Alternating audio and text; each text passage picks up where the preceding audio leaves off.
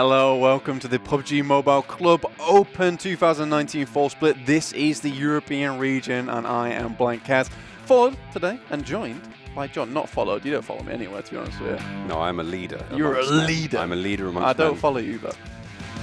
Maybe when we go into game, though, and you're parachuting. Because I don't like to do the parachuting. You follow me on Twitter, though, at John Allen Casts. Whoa. I can't believe you just plugged your Twitter. Or you can follow me on Instagram as well. You follow me on Twitter as well, Blankcast. I mean, this is a really weird way to start a show. Yeah. But that's fine. Follow the leader type of dealio. Yeah, for sure. If you have been watching some of the other regions today, you already know that there is some fantastic PUBG Mobile coming at you very, very shortly. And if you're in Europe, a very nice hello to you as well, because we're the boys in blue. We're from Britain, so this is our home region. We're not the boys in. I'm wearing blue. You're not wearing blue. That's true.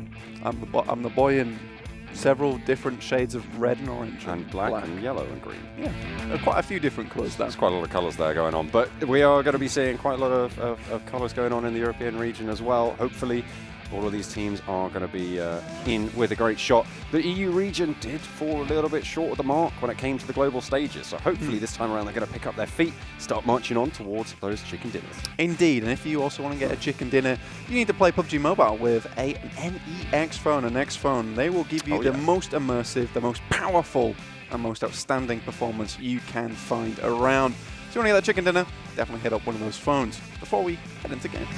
Oh yeah. We're going to be seeing what all of these teams are going to be capable of course. It's a little bit of an unknown quantity, right? We're coming into a new season where it's a new dawn, it's a new day. Hopefully it's going to be a new life for a lot of these teams. We're going to be seeing plenty of PUBG Mobile. I'm really excited to see how they're going to start to stack up. A lot of teams in the previous season were all Russian. They were a lot were from the Russian region. I'm not too sure how many of those teams have transferred over. So hopefully we'll see maybe a little bit more of the mainland Europe presence coming through. Well, we're going to hit up the internet later on, I'm sure. Find out who those teams actually are. You don't know the internet? No. That's the only place you can get PUBG Mobile. Oh, yeah. Where else can you get PUBG Mobile? I mean, who have you been? You've been playing in one-man lobbies? I guess so. All right. Well, here we have our competition system. Certainly not a one-man lobby here. No, at all. We have 24 matches, 32 teams. You have Group A, Group B, Group C, and Group D. They go into the semi-finals, which only top 24 will go through to, and then the top 16 will hit up the regional finals, where they will all duke it out and look for that champion. Yeah, and the chance, of course, to go over to the global finals. Really, really lucrative prize coming in there, of course, over in Kuala Lumpur later this year. Indeed. Now we have our new scoring system. 20 points for first place, going down to 14, 10, 8, and so on and so forth until we hit that 11th, 16th spot, where we'll be only awarded 1 point. Yeah, it's quite a nice plateau to see there, so nicely done from them. But here come the groups. So for here, Group A, we have Asterion Myth, FUTBOLIST, Deformia, and Ultra Team, Team Unique, Magic, M19, and Cream Esports. And for Group B, John? Yeah, we got back-to-back. We got SİMURGA, Brothers Gang as well, NewCycle, MVP Esports, Chaos, Fantastic Esports, and Evil Esports. So two opposing forces maybe going to be clashing here. Fantastic and Evil Esports types. Although, to be fair, Evil Esports have spelt esports wrong. They put capital S in there. How dare which, in fact, is really illegal. Well, to be fair, it's a team name. So no. You're going to allow it. Are you just not allowing it full stop? Disallowed. Change the name. Are you ringing up the grammar police over here? I'm going to call Red Eye. Are you going to call Red Eye? I'm going to call Red Eye. Don't do that. I'm going to put a t-shirt on. He will be here in a shot. He will be. Yeah. He will be here like a... He hears it. He's esports man. He hears it. He comes and goes, that's wrong. That's wrong. That's wrong. That's his superpower. But one team you might recognise from the global finals is Team Unique. Maybe we get to see a bit more of Old Boy and his fantastical skills. We saw that guy is an ultra fragger. Absolutely. Really, really strong. One of the top fraggers in the world on the global stage.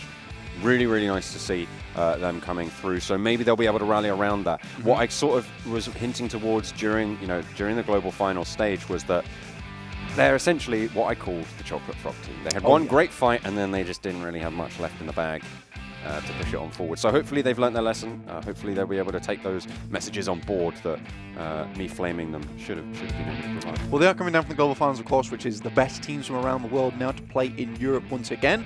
So looking to have a dominant performance here in this group. So we'll see if they can show those colours today in the games coming ahead.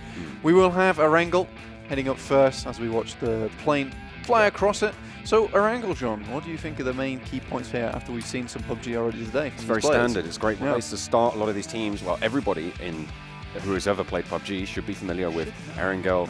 It's a comfort pick. It's a comfort map for a lot of these teams. So what we're going to see is people vying for different spots on the map, right? Yes. We're going to see people figuring out who's going to get Pachinki, who's going to get Yasnaya, who's going to get South George, North George as well. All of these key spots, and maybe even a little bit of a kerfuffle around military to see who's going to be able to claim that level 3 loot. And it's really a case of how we're going to start to coalesce towards our tournament meta, which is what we're really looking at here for these 32 teams. This initial day is actually really, really important for a lot of these teams because it gets your name on the board, and also definitely you can make your mark on the maps, like you say, that this is our position, this is our place. And today we won't be playing Vikendi on day 1. It will potentially crop up towards the rest of the week, right? But we will see Erangel once again in map 4 if you stick with us till then. So then we might actually get to see teams who have decided, you know what, this is our spot, we're going to go for it. We actually saw that in the South Asian region, teams already picking their spots and choosing by map 4. So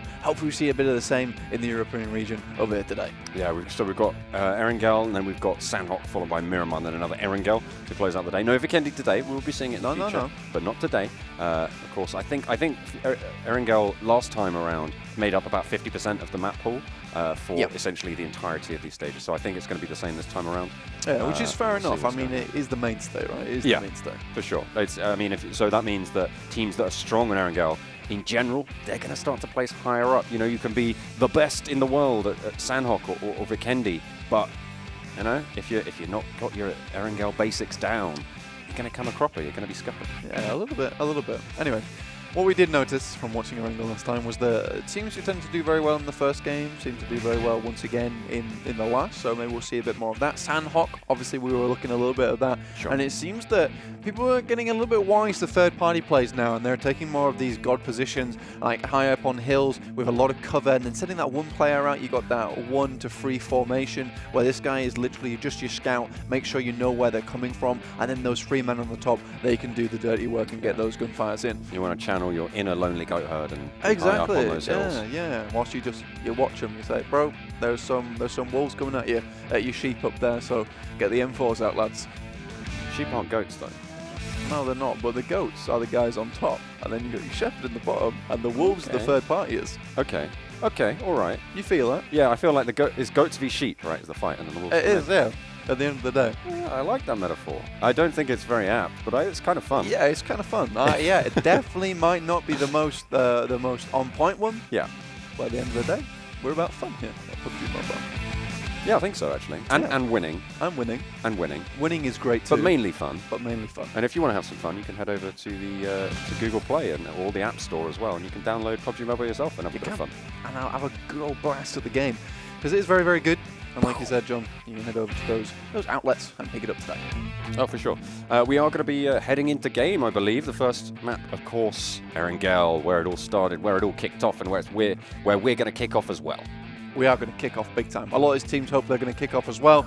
Get those kill points in, see if we can have a massive kill game to start off the European region. But we are getting ready right now, lads. And ladies and gentlemen, we will be getting to game very, very shortly. 64 players, 16 teams are going to be mounting up. They're going to be in the plane, those parachutes strapped to their back. Where will they go? Only time will tell. And probably their IGLs too. Yeah, the IGOs will be telling them where to go. Yeah. They'll be all set to follow, bomb straight down. Unless you are doing that 2-2 split we have seen a lot of teams do now and again. PLM were doing it quite a bit in the global finals. Didn't always work out, but you know, they gave it a good old crack. I mean, you won't probably see it today, maybe not even tomorrow. Maybe you'll see it towards the semi-finals. Once people have figured each other out, once you've claimed a spot on the map and seeing what you can get done, that's where you're more likely to see that. But the plane path coming in now, northwest to southeast, that's essentially, if you watch the South Asian region earlier, that's essentially the exact same plane that we saw in the first map there as well. Bit deja vu, really, all in all. But this gives opportunity for a lot of places on that to be taken. Obviously, you've got Georgia Pol and Yasnaya, very, very popular places to go. Pachinki also available. A little bit more of a hot drop down there, but some teams might want to drop out very, very late and go over to Sosnovka military base, depending on. But Milta's still available too. Severny, no one's going that way. No one's really going north of the river at all, by the looks of it. Rosok seems to be a target for several teams. Maybe they'll try and duke it out. Around Sunken City as well. Zaki or North George. I think that's probably more likely to be North George coming through. Is the drop there. For sure, for A sure. lot of southern drops, though. Yeah. Very southern drops. Yeah, Europe's hungry for that military loot, but look at this on our other side. Kitsune already laying on the hurt on players who haven't even really joined the game yet. They're still in the parachutes, but he's already down, got himself an M4, and while he takes shots, the gun is very, very accurate. Already another player going down, been knocked outside the house, very low. Most likely will fall as well. Yeah, really early fights coming in. This is something you don't really see too often, but Europe, they are bloodthirsty. That's it. Done. They're putting it. Lunatic. Can you believe it? The first kill of the European region, basically instantly. Yeah. Hopefully that becomes a trend for the rest of the European region because I love some bloodthirsty teams. Absolutely. What early fights do is reduce the number of players on the map, which means that you're probably more likely to see some more interesting late game circles. When there's more teams towards the late game, that in general will mean that you're going to see a little bit of chaos going in. And those rotations and those hard rushes for 3 or 4 teams running parallel to each other, those really generate chaos. So with less players on the team, with less players on the map, with less teams on board, you're less likely to see that. Maybe a little bit more tactical into those final circles. But more people do have to go down now. So far, we've only seen one go down. But Creamer taking a bit of hurt as well. Alpha going down. Yeah, there is a couple of... Oh, God, runned him over. That is brutal. Absolutely savage. But MI9 and also a couple of other teams in this area. So Pachinki very much a hot drop, not taking any... not messing around at all as the European region. They all want Pachinki. They want to lay claim to it immediately. 3 teams looking for it already. One team has felt the hurt from it, but they are going together in a unit. It looks like they want to get the refrags where possible because they know there are a couple of teams around here. Obviously, we've got Asterion on the left-hand side. Yeah, 2 teams vying for Sosnovka military base at the moment. Only one over in Novo. 2 teams over towards Milta as well. One in Milta Power, one in the main settlement, a little bit close to Warehouse as well. But the circle, heavily northeast. That means a lot of teams are going to have to rotate around. No one taking control north of the river just yet. No one's already claimed that ground. Savernia, of course, completely dead. No one there. And the team's in Rosok yet to make the break up north. Indeed, it's kind of a northeastern circle that we are seeing, John, which means that a lot of land is very much available here. There's very little of it in the water currently. So Yesnai, obviously Mansion, Shelter, all places that will be probably rotated through at some point as teams try to come up through military, through Milta. But currently Pachinki is where all the action is happening. MI9 have found a knock, but B2B, they're going to be very happy to pull up that player pretty pronto. And Asterion, all these teams living in the same zone quite easily. So it seems quite a lot more gentle than we thought it was going to be, to be honest with you, John. A little bit more. I mean, only 2 players have gone down, but to the teams that have, they were the ones who did drop pretty hot. So, I mean, it kind of serves them right in that regard, I'd say. Yeah, to be fair, only 2 players going down is a pretty successful result for dropping into Pachinki. I mean, I dropped into Pachinki with a squad, that's it, we're all dead within about 10 seconds. So, I mean, these players are doing pretty damn well to survive it all the way through. MI9 are doing the thing that you absolutely hate, John. They're all in one vehicle. Yeah, they stacked it up. M19 really not having a great time there. Well, they shouldn't do anyway, coming on forwards. But seems like they're going to get away with it, yeah, despite the fact that they're skirting around back to back. Yeah, they roll on pass back to back and back to stow down from out. They just stare at them menacingly, and then nothing else. MI9's like, wow, that was one terrifying glare. We're not coming back. Goodbye. They're off. They're done, mate. Yeah, they're going to take the hill. That's very, very fair enough. I mean, like I said, Erangel, one of these maps where if you can take a hill, scan it out, figure out where your next point of contact is, head on over, and then try and control the compounds that way. Looks like most teams are going to be making their way in, apart from the teams in Milta military base and a couple of guys on the western side of the map. But they are very central so far, so that they're all setting themselves up. Not many teams trying to edge guard currently. Now, here's a team that was on your screens just briefly. Deformia Meditari. Really, really strong team in the previous season. I believe they actually placed second. I think it was second or third. I think it was second coming in for the European region. They had a really strong group stage going forwards. Their semi-finals absolutely stellar as well. So hopefully we're going to see some great things coming through. They weren't able to make it out of prelims, unfortunately, on the global stage. So hopefully they'll be able to get there again and try and prove their salt a time again. So if we do see that team, we will be best prepared to know that they are going to be bringing the thunder to the European region, the other Europe teams. Currently MVP, they are just chilling around in Sunken. MI9 though, after they quickly left and ran away from back-to-back, they are now looking to crash this compound with FUTL inside. Looks like MI9 do have the look on them. Lovers in. Takes a couple of shots to the face and is like, you know what, I'm good. I'm good on that one. I'm going to get back to shelter very, very quickly. M19 just poking their heads in. Just seeing what they can get. Not too much more probably on this one. As it looks like Loverzin, you know, he's got the bead on them. They don't really want to invest too many smokes, and they only have one vehicle as well, so they can't really crash properly. But it looks like they are going to mount up nonetheless, potentially. No, they are just circling around their Dacia, but there's two players that they've got to deal with, and if they come in from one angle, they are just going to get shut down pretty quickly, pretty snappily. Yeah, FUT currently just trying to find out where M19 are currently coming from. And I mean, really, M19 are going to very much struggle to crash this one. With the outside walls, you do have to run in that way. Here's that Deformia coming over the side. Obviously, Punisher kind of god all in tow. You can hear the gunshots coming across from FUT as well as M19, so they're looking to third party this one. It's the second Marvel character name I've seen. I'm sure we've had Thanos before as well. Thanos, yeah.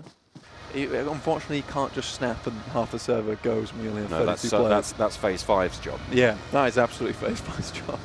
Where you have 14 teams and then you suddenly have 7. Yeah, it's not the best for some of these teams, but it does coalesce us towards that final chicken dinner, which is what everybody's going to be after. Positioning yourself like that is going to be super important. And again, stacking up in a vehicle. By now, there is no excuse to be like this. Well, I'm 19. They just like to be in the vehicle together. They like to pop some tunes down and then off they go. All right. So, ooh, that was a nice little synchronized stop there, wasn't it? Well, yeah. I mean, that's kind of quite easy though, if you're all in the same car to stop at the same time, isn't it? Yeah, but they all got out at the same time. Well, Deformia Meditari, they lose Warfer in. They're not going to losing that player early on. That's not really what they want to see. Look at them. God. They're like a swarm of flies, just or more like a plague of locusts. Gimme, gimme, gimme, gimme. Yeah, they're just taking all of that loot for themselves. I wonder if they even asked each other what they were taking, or if it's just on auto at this point. There's a lot of teams over on the western side of the north of the river, over towards North George, yet to move on in for now. Two teams are combating for that position. Unique, they've taken position up north of the river already, as well as MVP, relatively close to each other. And they might have a little bit of strength, and an easterly shift again zones the teams towards the south, towards each other. They might have to move through Yasnaya if they don't want to cross the river early on. You can see everyone is going to be thinking about making that rotation now already. Yeah. What's interesting so far, John, is that from what we've seen, a lot of these teams have been doing a lot of traveling, right? They are trying to make their way into the best spots possible for them, but practically all teams have been in a vehicle at some point or another and traveled quite a far distance. Now we're seeing Deformia once again, so it's surprising because you imagine there's only so many vehicles on the map, so it's crazy to think that so many teams have got so many on hand. Deformia Meditari making the rotation. This is good. They've convoyed up. Brilliant stuff. They're going to be able to move around and spread out exactly how they want to, so nicely done. Unique already making that rotation along near the north bank as well, moving on up. M19 still holding down a compound. They are in the zone just a little bit southwest of Yasnaya for now. And they've got some decent shots over onto Cream. Yeah, so 3 teams here kind of in a triangle formation. FUT held down that compound very well, so M19 were like, wow, we'll just take our own compound on the other side. And now it's kind of all swapped around a little bit because now Cream are in the position that M19 were in before. M19 know exactly what kind of angles they will have available to them, which puts them in a good spot to take that. But again, they have to be very careful of FUT, who are ready to just third party them at any point. Oh, God. What's going on there? That's a bit mean, isn't it? Yeah, just having a bit of a kerfuffle. Not quite on the same page, but maybe they're completely on a different page, John. And they're just like fighting each other from the beginning of the game. Have a vehicle nudge, mate. Take it. Oh, I thought he was gonna just go straight for it, but no, they do. Just go off? They do take position around the top of this lake, which is actually a decent spot. It makes it very easy to rotate north or south should the circle move that way. With the vehicles that they have in their possession as well, they should be just fine moving on forward. So nice spot picked up for Deformia Meditari. You can see Unique have a similar kind of idea, moving on forwards across that northern side, and they will be able to rotate around that, the top of the lake as well, if they so choose. As you can see, Punisher's actually made a very, very far rotation away from his team, just scouting out what's going on. Obviously, he will probably see Unique and also MVP on his right and left-hand side. Doc here taking shots. I think they've both got snipers. They've both got M24s. Bloody hell, that is a terrifying comp. Oh, no. Still can't find the shot, though. No, sadly. I mean, they are in a pretty awkward situation, though, like trying to move into this. It'd be funny if the whole team had snipers. They might do. Cream still looking for a place to stay currently. There have been a bit. It's been a bit off. How do you miss that shot? Yeah, no, you can't miss that shot. That's not allowed. Come on. If you miss, yeah, okay. He deserves to go down for that. That's not. You've got You've got to hit those shots. There's no excuse. The only excuse you have there is if your pet came up to you and nudged you whilst you're playing. That's your only excuse. Yeah. But even then, like, come on. Or if you spontaneously drop your phone. Maybe. You have to be unmoving when you play PUBG Mobile. You've got to have arms like concrete when you play. Yeah. Just don't move. My arms are permanently... I actually mold my arms into concrete blocks. Oh, do you? Yeah, when I play. It takes quite a while to set up, but once you're there, I just feel like my gameplay is just that much better. Do you get like a solid 30 minutes of playtime before you have to concrete? So I recently changed from using normal cement to quick dry cement. So I have reduced setup time to around 4 hours. Which is actually pretty good. Yeah. In terms of that. And you hit those headshots now, then, don't you? So I normally play for around 30 minutes, and then I get the jackhammer out. Wow. Okay, M19, the DP, doing the work. You know how it is. A Unique old boy, obviously coming up on your screen very quickly. Unique taking some names already, so showing exactly why they were in those global finals after all. And again, Cream, they are a couple of pilgrims at the moment. They are really making some long journeys. To try and find somewhere to stay, and really every place they've just been turned away from the inn. Yeah, they're not really finding any luck, unfortunately. Probably have to find a barn at this rate. Yeah, just grab your little donkey and see what you can get done. FUT, they have moved from compound to compound, so these guys have been doing well. I'm actually happy with what I've been seeing FUT pulling out. M19 though, they still have control on this very much raised compound, so they're pretty safe from the south side, and from the north, from the west side, sorry, they're going to be very much easily being able to deal with Cream when they come out of the tree line. Pushing back, they haven't really had to leave this compound. They've been here for quite a while now. Yeah. On just to the southwest of Yasnaya. See, the circle really sort of zoning in towards the lake means that the position that both Unique and Deformia Meditari took up is actually going to pay off just a little bit. It should be, able to try and get the foot in the door there. Yep. Punisher obviously giving the rest of his team the all green to come on up, and it will be now the rest of Deformia just meeting up on the top side, having a little council on deciding where to go next. But SMG, we'll take a look at them. Evil Esports at the bottom of the hill. This is not a good spot for them, so unless they can res out of there on that UAZ, should be a little bit pressed here versus SMG. They come on up. There's one out. Oh dear. Sir does manage to get out of the vehicle, but he has to get away from it pretty pronto. It is on fire. There is the lean. Damn. You are very much going down there, and that is 2 players knocked out from Evil Esports. Yeah, they are. There's no way that their team can come back to them as well. Jet Gill up the hill. No way that they can rotate back in. Is that another player down for Evil as well? Oh, that's disastrous. It's only slow now. Has to go a little bit quicker than his namesake. And that's not going to help, is it? Do a barrel roll. Just do a barrel roll. It's fine. It was tactical. It was tactical. It was tactical. It's really put off ROG. Really put off his aim there. Somehow it has, you're right. But Deformia Meditari now starting to clash with Old Boy. That's a guy you don't want to find on the map. Of course, really heavy fragger coming in for his squad. I really like SMG's current positioning. Obviously, they've got the zone behind them, which means that they're very much covered on the backside. And really, they just have to walk forward, fire down the hill. And they're sitting pretty. They're absolutely sitting pretty right now. Looking to try and punch on through. Unique, they've sort of moved away now. It looks like they might actually just rotate around to the west and go for the next circle, because of course that zone really isolating now around the lake. You do need to make your choice. You do need to be on the side of the river that you really feel most comfortable on. And at the moment, the south is so heavily populated that they're going to risk going for that cross later on and holding a little bit of a safer spot. It makes sense. It's great. They know that Old Boy can frag out if they need to. They're relying on that. Yeah, the magic is here now. The cards have been flung into the windows and they have found all headshots. Manos looking to take down half of the team. Takes a couple of shots of his own and that will be him immediately out. Looks like M19, the crash was strong from Magic. And they'll finish them off and they no longer have control of this compound. FUT, however, they're ready and waiting to take down Magic, but they just did not also have that confidence to do what Magic just did, which was crash that compound very, very heavily. And now this is going to give a lot of cover overall for Magic. Cream still just chilling. Oh, in comes Ultra. I don't know how good of a crash that was at all. They will find one, though. They do trade it. Yeah, one player very, very low on FUT currently. Yeah, Ultra are starting to move in. They've come in dribs and drabs.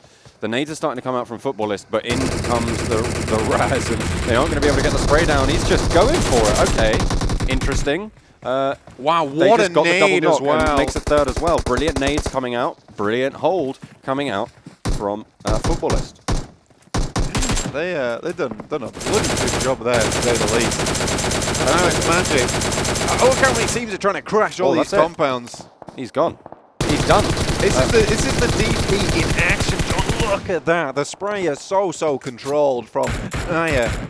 It's just big time. And now look, another player's even trying to run down the hill. If he's not realised now, that is an absolute war zone. That's not what you want run towards, that's what you run away from. Yeah, absolutely.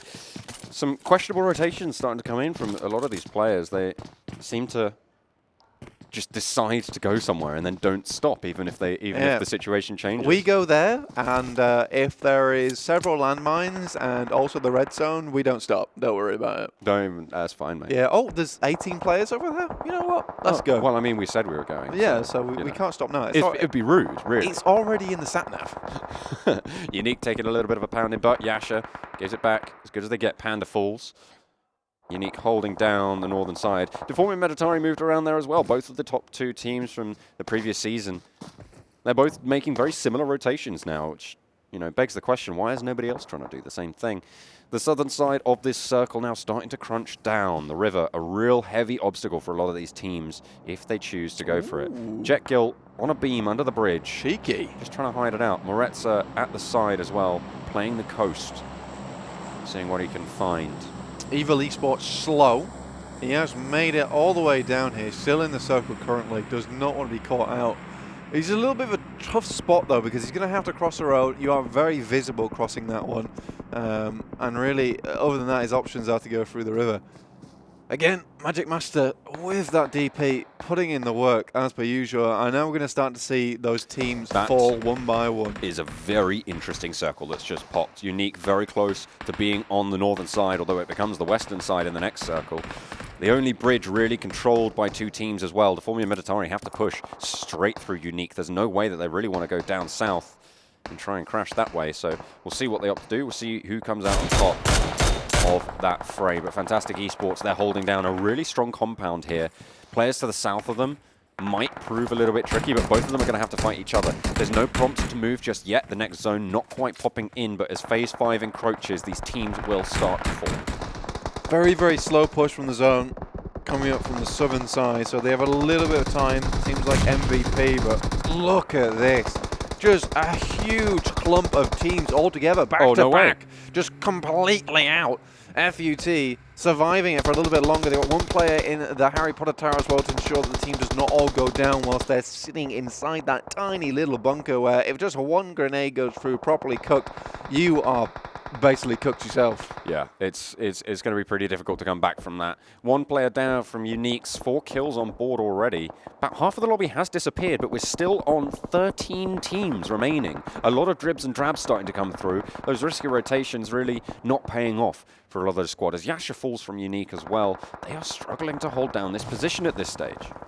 Yeah, Deformia. They are taking a couple of kills from Unique. Unique just trying their best to stay within this smoke and stay alive.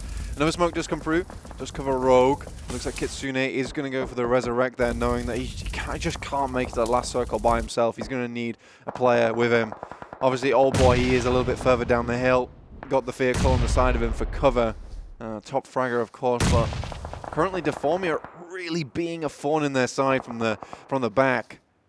You know, I thought BG stood for Brothers Gang, but I think it might be Billy Goat's Gruff, because at the moment, they're just hanging around this bridge like there's no tomorrow. You can see they're just having a swim, trying to cross. But no, the trolls of SMG are ready and waiting. Oh, no. That's an underhand. Yeah, he didn't want the underhand there. It's not going to go well for you. It is still cooking. If you wanted to catch that, yeah, go for the underhand. But if you want to toss it into the water, that's what you need to get in there. Punisher is really putting the hurt on Unique right now. Kitsune, though, clapping back onto Punisher before FUT can finish him off. It's just Old Boy really up and alive now, but he is next zone really not in a lot of cover. And the next zone just flings it back down south once again. Old Boy is in, though, but he will be pretty much a solo player at this point. Rogue is in such a tough spot. There's an average of almost 2 players per team, by the way. Everybody has lost a player at this stage. I think it may be Cream have all of their squad left, but other than that, I can't really spot anyone who has all 4 players left standing. I mean, Fantastic Esports, there you go. Fantastic Esports, that's the team to look out for. Cream as well have power, but they are being eliminated down on the south as I say that. Taking a little bit of a whiffy fight. Old Boy, though, has control of this north side. If he can stay hidden, he's the only one really on that bank with any sort of power. Deformia Meditari, they need to start to push in, but everybody's going to have them in their sights. The players across the way, Futbolist and Magic, all going to be looking that way as well. Really, the massive question here is which way does this circle swing? Like, from my standpoint, you would imagine it would swing over to the eastern side, but if by some weird luck and weird chance we do hit over to the western side, Unique is in a very good position with Old Boy standing strong over there, or should I say Prone's very strong. Fantastic Esports, though, obviously with the 4 members, that puts them in very good stead as coming into that final circle. But here comes Asterion, but taking a lot of damage they don't even know as they make the park. They are just so confused by that. They had no idea where they were going, and they are just going to get shut down for it. He gets a spray off, so nicely done there. And Future Esports lose their... Sorry, Fantastic Esports lose one of their players, but Lunatic should not have got away with that. Not at all. I mean, he's still alive as well. He was like, I don't know what's going on, and then someone rocked him and was like, I know how to shoot people, so I'm just going to do that. Another member down for Fantastic Esports as well. Trying to lose a little bit, but Old Boy still in it. He's managed to shimmy his way into the next zone. There's a player sitting in the river from the Brothers Gang as well. And also gifted a loot crate there. It's only the Billy Gruff himself who's in the water, who is also in distance of grabbing that crate. And if he should be drawn in by it, Old Boy will definitely have something to say about it. Naya, Magic so far, they have been one hell of a fragging team. 11 kills on the screen there. You just saw it for a very short second. Deformia Meditari are out, by the way. Old Boy is in probably the best spot in the entire map. He can just stay where he is. He doesn't need to move. Everybody else is going to have to leave their compound. They're all going to have to fight against each other, and he can just pick up the scraps. 11 kills already on the board for Futbolist, by the way. Really high kill count coming through. There's 5 teams remain. Brothers Gang, with their final remaining player just swimming around. He seems to have got his snorkel on. There's a circle come for us, though. Right dead center, so not either east or west. Look at this. Old Boy moves instantly. Whoa, he's straight through the water. Yeah, what a madman. I don't know if he knew that Brothers Gang player was there. Absolute fish. Just hopped on over. Futbolist with 3 members, Magic also with 3 members, but look at every single of the team only got 1 player online, so Magic and Futbolist currently in the best position. Unique Old Boy, he's taking a little bit of damage. He's healing up, though. This is super smart. So you can heal if you're in a car underwater. I don't know if you managed to get it. I don't know if he went into the car to heal, but that would be super smart if he did. No, he's snaking it now. He's on the coastline. That's painful. That is absolutely painful. Yeah, Magic able to shut that one down, and Unique climb another place. They now have their spot over on this side of the river. A nicely placed push, but Old Boy is in the sights of so many different teams. He's really just going to be snaking around at this stage. He's found a rock. He's found some cover. Yeah, he is currently the only player in the circle right now. Futbolist, Asterion, Magic, all very scared to move their way in. Magic has only got a tree available to them. And really, no matter what kind of magic you pull out, you cannot duplicate those trees whatsoever. Futbolists, though, they do have Asterion in the rear. He's not pulling out anything yet. I think he does know that there is a player down there, and it looks like he's just playing for placement right now, which is really, really smart. Well, that was Magic getting eliminated. Yeah, Old Boy now, he has to contend with 3 players, but Asterion, if they work together, they can potentially do something, but that's it. Old Boy straight out. Now it's just Asterion versus 3. There is one player who is quite low, so whilst he heals, Asterion potentially has a chance here, but the 1v3, so difficult to pull off. They're going to suss this out in about 5 seconds, exactly where he is. They're going to have checked every single other angle, and they're going to realize, okay, he must have been snaking around behind us. You can see the angles they're checking. This is the worst They've place. isolated it from him, and Lunatic really on the ropes at the moment. I'm surprised they haven't figured it out by this stage, actually, but looks like they are just having a little bit of a look out. They think he might be in the river. They think he might be behind the loot crate. That's the 2 calls that are being made. There is a big potential here. He has eyes on all players. This means that if he does drop up... He's spotted. I'm pretty sure they just got the aim bump to try and get it. There he comes. Lawazin, just desperately looking. He's come close, doesn't get it though, and that will be it. Futbolist played extremely well the entire game, managed to keep many members alive. 3 total at the end there, so really, it's a big kill game as well. You're going to have, obviously, 12 kills total for them overall. 14, sorry. So that's a really, really strong game. So that's 13 kills. Is it 13? It's 3, 3, 4, 4, 8, 6. 8 plus 3 is 11. 14. What are you on about? Wait, what? Yeah. No, I don't know. We'll have a 14. Look. Yeah, that's what I said. Come on. Did I say that? Oh, okay. He said 13. Yeah, okay, yeah, well, whatever. They got a lot of kills. Is the main point. They got so many kills. Futbolists, yeah, they had a really strong position for a majority of that game. You saw them held down several different compounds, and they moved compound to compound. And finally, they just had the strength in numbers from using that hard cover. Although, what we saw a lot of the time was aimless and dangerous rotations, right? That's where they got shut down. Well, the majority of these players got shut down like that. They're making pushes that really aren't going to pay off for them in the long run to try and maybe get a little bit of ground. You can see, you know, even M19 pushing in there, back-to-back pushing in here as well. Like, there's no reason that people should be rotating like that. There was literally like people crashing a compound with 2 other teams already battling out there, and then not even a third party, but a fourth party off in the wings just firing on them. I'll tell you what, I can't wait for Sanhok if this is the amount of third party going on Erangel. The game is going to be finished in literally 5 minutes. Yeah, so. We saw about half the lobby alive with, I think it was 15 teams or like 14, 13 teams. 15, I think it was 14 teams with 31 players alive. Yeah, and which is just insane. You should never be seeing that. That to me says that's exactly indicative of aimless rotations. They need to figure it out. They need to figure out how they rotate as a team. Scouting needs to be tightened up. And they need to try and figure out where other people are dropping. It feels like they're playing it like solo squads, or it feels like they're playing it like solo queue or squad queue, and they're not paying attention to where teams like to drop, where they've dropped in the past. That you should be aware that these guys like to go here. They have done so many times before, and no one's keeping track of it. No one's tracking in their mind what's going on. Maybe 1 or 2 of them are, but we just didn't quite see that shine through. Of course, it's one game that we've seen so far, but in come the points. So we're going to have the teams currently. Obviously, we saw Magic actually not get that many placement points, only 8, but they made up for it in the terms of kills. They got 12 total. Futbolists obviously very much in the lead there with 34 points and the winner chicken dinner. Asterion Myth making it all the way to the end there. Actually, kill points only 3, but the placement points are 14 because Lunatic did make it all the way to that 2nd place.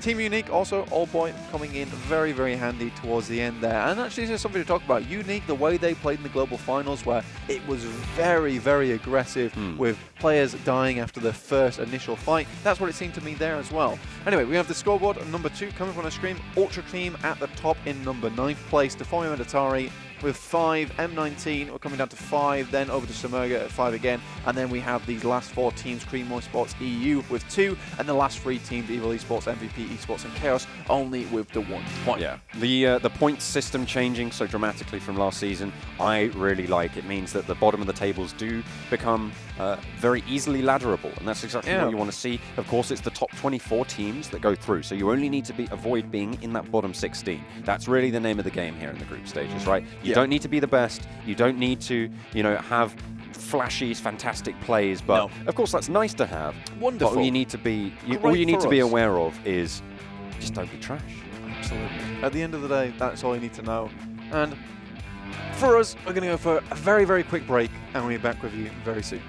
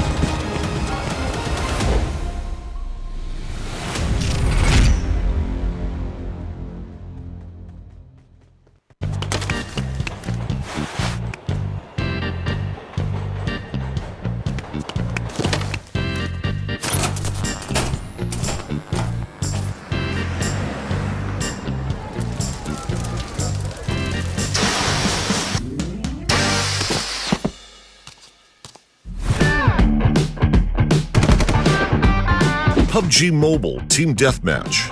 Anytime, anywhere. There is a better choice.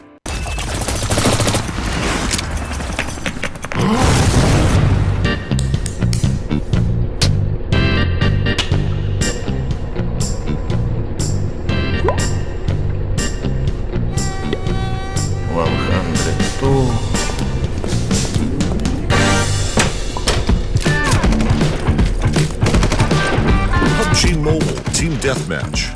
A quick game for those short breaks. There is a better choice.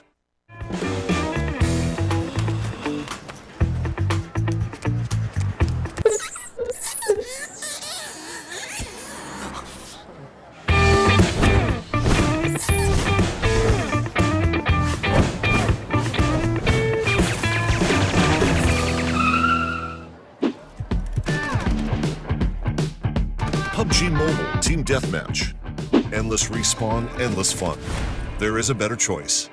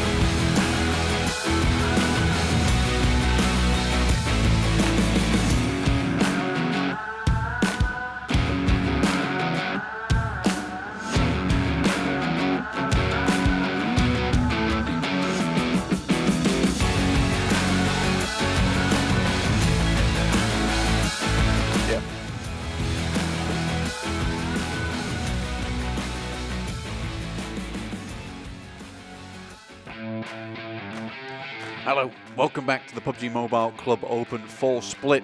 This is the European region that you are watching, so really, we've already seen map 1. It's pretty excellent so far.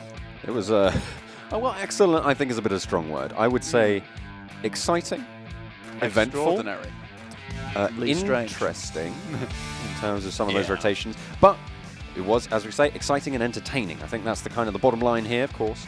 It's going to be the FUTBOLIST coming out looking pretty good there. Yeah, for sure.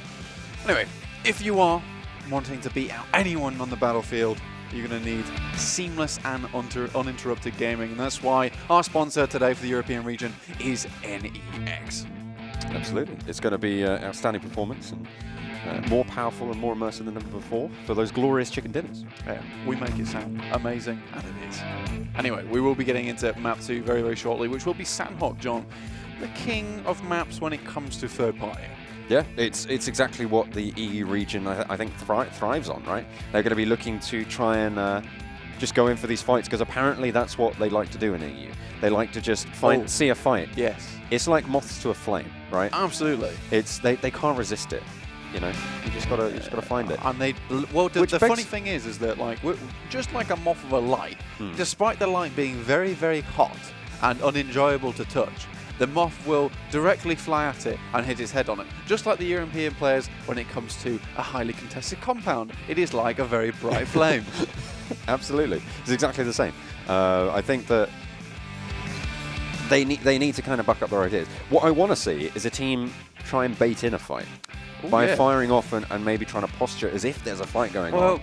And then letting the other team come in and then just go, actually, we're one team. And then they just turn around and the funny thing about that is that every time we heard gunshots on the map, literally about 18 other teams started shooting. It's like one guy shoots like, oh god, we got to shoot as well. It's like Buffalo or something. When one of them starts running, they're like, oh, gotta run. Yeah, a stampede. Or like cows. One cow moves, every other cow moves. Yeah, exactly. But yeah, other than that, it might just be first game jitters as we head over to Sanhok, which is a map where really dangerous rotations will get you killed pretty pronto. So you would imagine that these teams would buck it up in a big way, like you say, John. So here we can see this on this group stage for Sanhok, and this is match number 2. Hopefully we can chalk up the first game to match day nerves. Of course, all of these teams, they have played through all of the qualification spots, but they are going to have to pick it up when it comes to their strategies, it seems. Being able to rotate on foot, though, a little bit of an advantage potentially. The vehicles don't seem to be going too well for EU at the moment, so we'll see who's going to be able to be king of the hill over here. Absolutely, as we see the players parachute on down. A pretty easy playing path for them all, as they can pretty much go anywhere here, and especially with Sanhok being such a small map, it means that the parachute distance is massive here on Sanhok. Do have a couple of teams down in the docks, a couple of teams in Kampong, but it is, of course, boot camp that all these European teams are trying to vie for. The most forgiving circle possible, slap bang in the middle of all the islands. No one really going to have to move too much. Only Ultra really looking at having any sort of a problem to think of. But 2 teams over in boot camp. It's back-to-back. It's Deformia Meditari as well. There is a team off to the north, actually, however. Yeah, Asterion. The funny thing is that it was Asterion and back-to-back who also hit up Pachinki too. So it looks like these teams really like their hot drops in a big way. But back-to-back, they will be holding outside on the exterior buildings, whereas it looks like Deformia have made a massive jump for the lobster right in the middle, which provides pretty excellent loot to you. Yeah, they have got a cohort on the outer skirts as well, but luckily enough for them, back-to-back have decided to all group together on the drop down south. They are getting spotted out. Cornell just going to be relaying that information. Asterion, they're probably going to be biding their time. There's no way they want to push in. They will have seen 2 teams go for it. Although, to be fair, if they start the fight, I wouldn't be too surprised if they did push into the compound against my advice, but I think that might happen. Fight's already starting to break out yet again. Within 2 minutes, we have our first death. Easy peasy. It was FUTBOLIST who will take that down, our winners from the previous match on Erangel. This is crazy. Europe is absolutely insane to watch. They are so aggressive. Though goes down Odin too. So already another knock coming through. But currently we're just looking at boot camp because this is where 3 teams currently occupying it. At some point they will have to make the move out. The problem is if you move out towards the south side, it means you have to run up the hill, which is very visible to teams like Deformia and Asterion, who will be definitely watching as they try and remove themselves from this compound. Yeah. Okay, we'll have to see if these early fights do come back to bite any of these squads. Of course, Alpha going down is probably the most impactful kill going on. Of course, there's two kills. I didn't quite catch who the second one was. I think it might have been the Brothers Gang losing a player. Yeah, it double check on that. It was Brothers Gang. They lost a player there. Yeah, they're all the way up in north near Hudson, which is over on that northwestern island as well. So they did get spotted out, I believe, by MVP as well, just playing on that bridge as they are going to rotate their player back over. For the meantime, though, boot camp really isn't going to be too much of a contest in zone. If we look at the Brothers Gang, there is actually one player who is very far removed from the rest of his gang, indeed. You've got, obviously, Sonnet all the way down here on the bottom, just trying to fight out a team on his own. So I'm not too sure on that one. Punisher currently hiding in the wings. That seems to be the play of Deformia. I'm really liking it so far. They just have one scout in the form of Punisher who just tries to relay information to them. And also ensuring that they don't get caught out from behind, which is very, very smart for Deformia because although they know back-to-back is in front of them, they're also still covering their rear. This is Brothers Gang fakes on it. So, I mean, I don't know why he's here, but Cream he is. Have lost 2 players. He should be able to spot this out with third person. He's going to go one. Not too sure on taking that fight like that, unfortunately. Pocus doing all right in the fight, but fakes on it should have been able to third person peek that and go for the fight that way, but instead he opts to run out right into the open. Yeah. Meets his maker because of it. Yeah, he performed a little bit of hocus pocus on him and he fell to the floor. Very, very upsetting, all in all, for him. I have lost my knees. I have lost my knees. Where have my kneecaps gone? Oh, you shot him out. That feels pretty bad. You strung him up on a necklace, hang him as a trophy. Yeah, Brothers Gang really aren't feeling like a Brothers Gang at all. They seem to just leave their players high and dry all over the place. That is a Brothers Gang of 2 people. It's more like the Pirates gang, that. Yeah. Is it even a gang at this point where it's just a couple of lads? They're like, we're in a gang. No, Players. you're not. You're just a couple of mates. Stop it. Yeah, it's like, you know, when you're in year 7. You're like, we're a gang now. You've got a gang which is just like a couple of 4-foot guys wandering around the playground. And one of them has a hoodie, and that's really cool. Oh, yeah. He's the most gang out of all. Oh, yeah. You know? He got a couple of leather bracelets as well, dude. It's easy. And he gave one to a girl once. Oh, my Lord. This guy wouldn't want to step to him at all. No, never, never. He might put silly string on my car. M19. You don't have a car. Shh, they don't have to know. M19 currently on the top side. Magic, obviously one of our high kill teams from last game, just already putting in the work at the beginning. But it looks like M19 have taken a high position. And Unique, to be honest with you, again, I am happy with this rotation from them. They're on the high ground. They probably have a scout going for them as well. Make sure they don't get third-partied or they don't get a team coming from behind them. You know, all in all, Unique have been very impressive. Like compared to everyone else, which is a little bit weird, and I'm sure that's more a thing for where Unique they've got a lot of experience under their belt, and they're happy to bring it back to the European region. You would imagine the rest of these teams they'd quickly basically catch up. But for the time being, we are in day 1. It is early stages, and we need to get back into the flow of things. Still seeing SİMURGA split up right in the middle of the map as well, right in the middle of the circle. Not too sure about that one, especially this late into the game on Sanhok. You do really want to be a little bit closer to each other. You don't want to be split up by 2 teams, and that's exactly what's happened with M19 filling in that gap between those 2 stations of the SİMURGA players over to the east of boot camp. You've got Unique in that area as well. You've got Asterion and the Futbolists as well. This stalemate in boot camp is still going on. Yeah. As well. They're just staring each other down at the moment. They're like, well, who's going to leave first? Well, I don't want to leave. Or do you want to leave? No. So Deformia and back-to-back, very happy just to chill on out for a long, long time, especially because the circle, as you can see, or you can't see it yet on your screen, but it is just super, super very much, it is the most circle of circles. It's a very circular circle. It's a very circular circle. I agree with that. And boot camp is dead slap in the middle. So You want to hang out there? I don't think it's a too bad of an idea. Currently, Deformia is just trying to get a bead on back-to-back, make sure that when they finally do rear their heads, they'll know exactly where to put the bullets, really. Yeah. NewCycle over on that northwestern island as well. Pretty much just playing the edge there. Cream, they've lost a lot of players. They are going to be playing on the southeast of that northwest island, so just pretty much very central on the map in general, but they might have to cross those rivers, which is pretty tricky to do in their current location. They'll have to make a concerted effort to do so, especially with only 2 players. Moving over towards boot camp, highly treacherous. That crossing, very, very difficult. The Brothers gang probably want to be moving across the bridge relatively soon towards somewhere like Tapmok, but they can't be sure that there's no one there, which is fair enough. You know, that's why they haven't really moved over just yet, but they are going to be able to think about that one for just a moment, as everybody has really kind of found a relatively central spot for now, and no one wants to move, which is interesting, considering the last game that we saw. Yeah, SMG currently, they've got Morteza very much in front there, John. Magic coming on from the eastern side, trying to wander it on in, get to one of those hill spots and try and figure out where their next play is.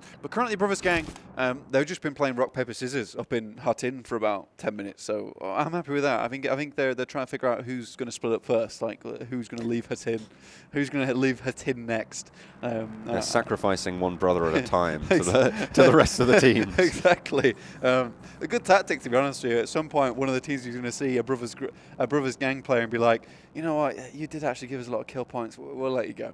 Yeah. I think that's the intention. And really, top 12 teams get to go through from each group. So if Brothers Gang can just make sure they're in that top 12, they go through to semi-finals. And really, they just want to make it all the way through, but on just kindness. So that's fine. Not kindness to their own team, though. No. Yeah. They are sacrificing them one by one. Yeah, no, absolutely. Yeah. You can, what you could do is, if someone's pushing into your compound, you could just send one of them out as a decoy, and then they chase after them, and you can go for 3 crashes before you get taken out. I don't think they realise that's not a special ability. That is just one of your teammates.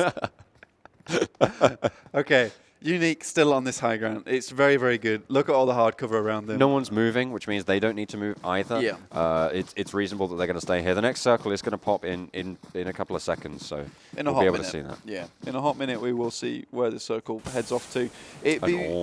People would be very, very happy if it just like slammed a little bit more center again. But yeah, that Orm with a suppressor as well for the AR. It's going to be really good for Kitsune. The Orm late game, that is a powerhouse. It does not care if you've got a Spetsnaz helmet on. It will blow it right off along with your head. Yeah, he's managed to pick that one up nicely, does it? He replaces his M24 with it, but he goes down. Okay. Asterion, get the bead.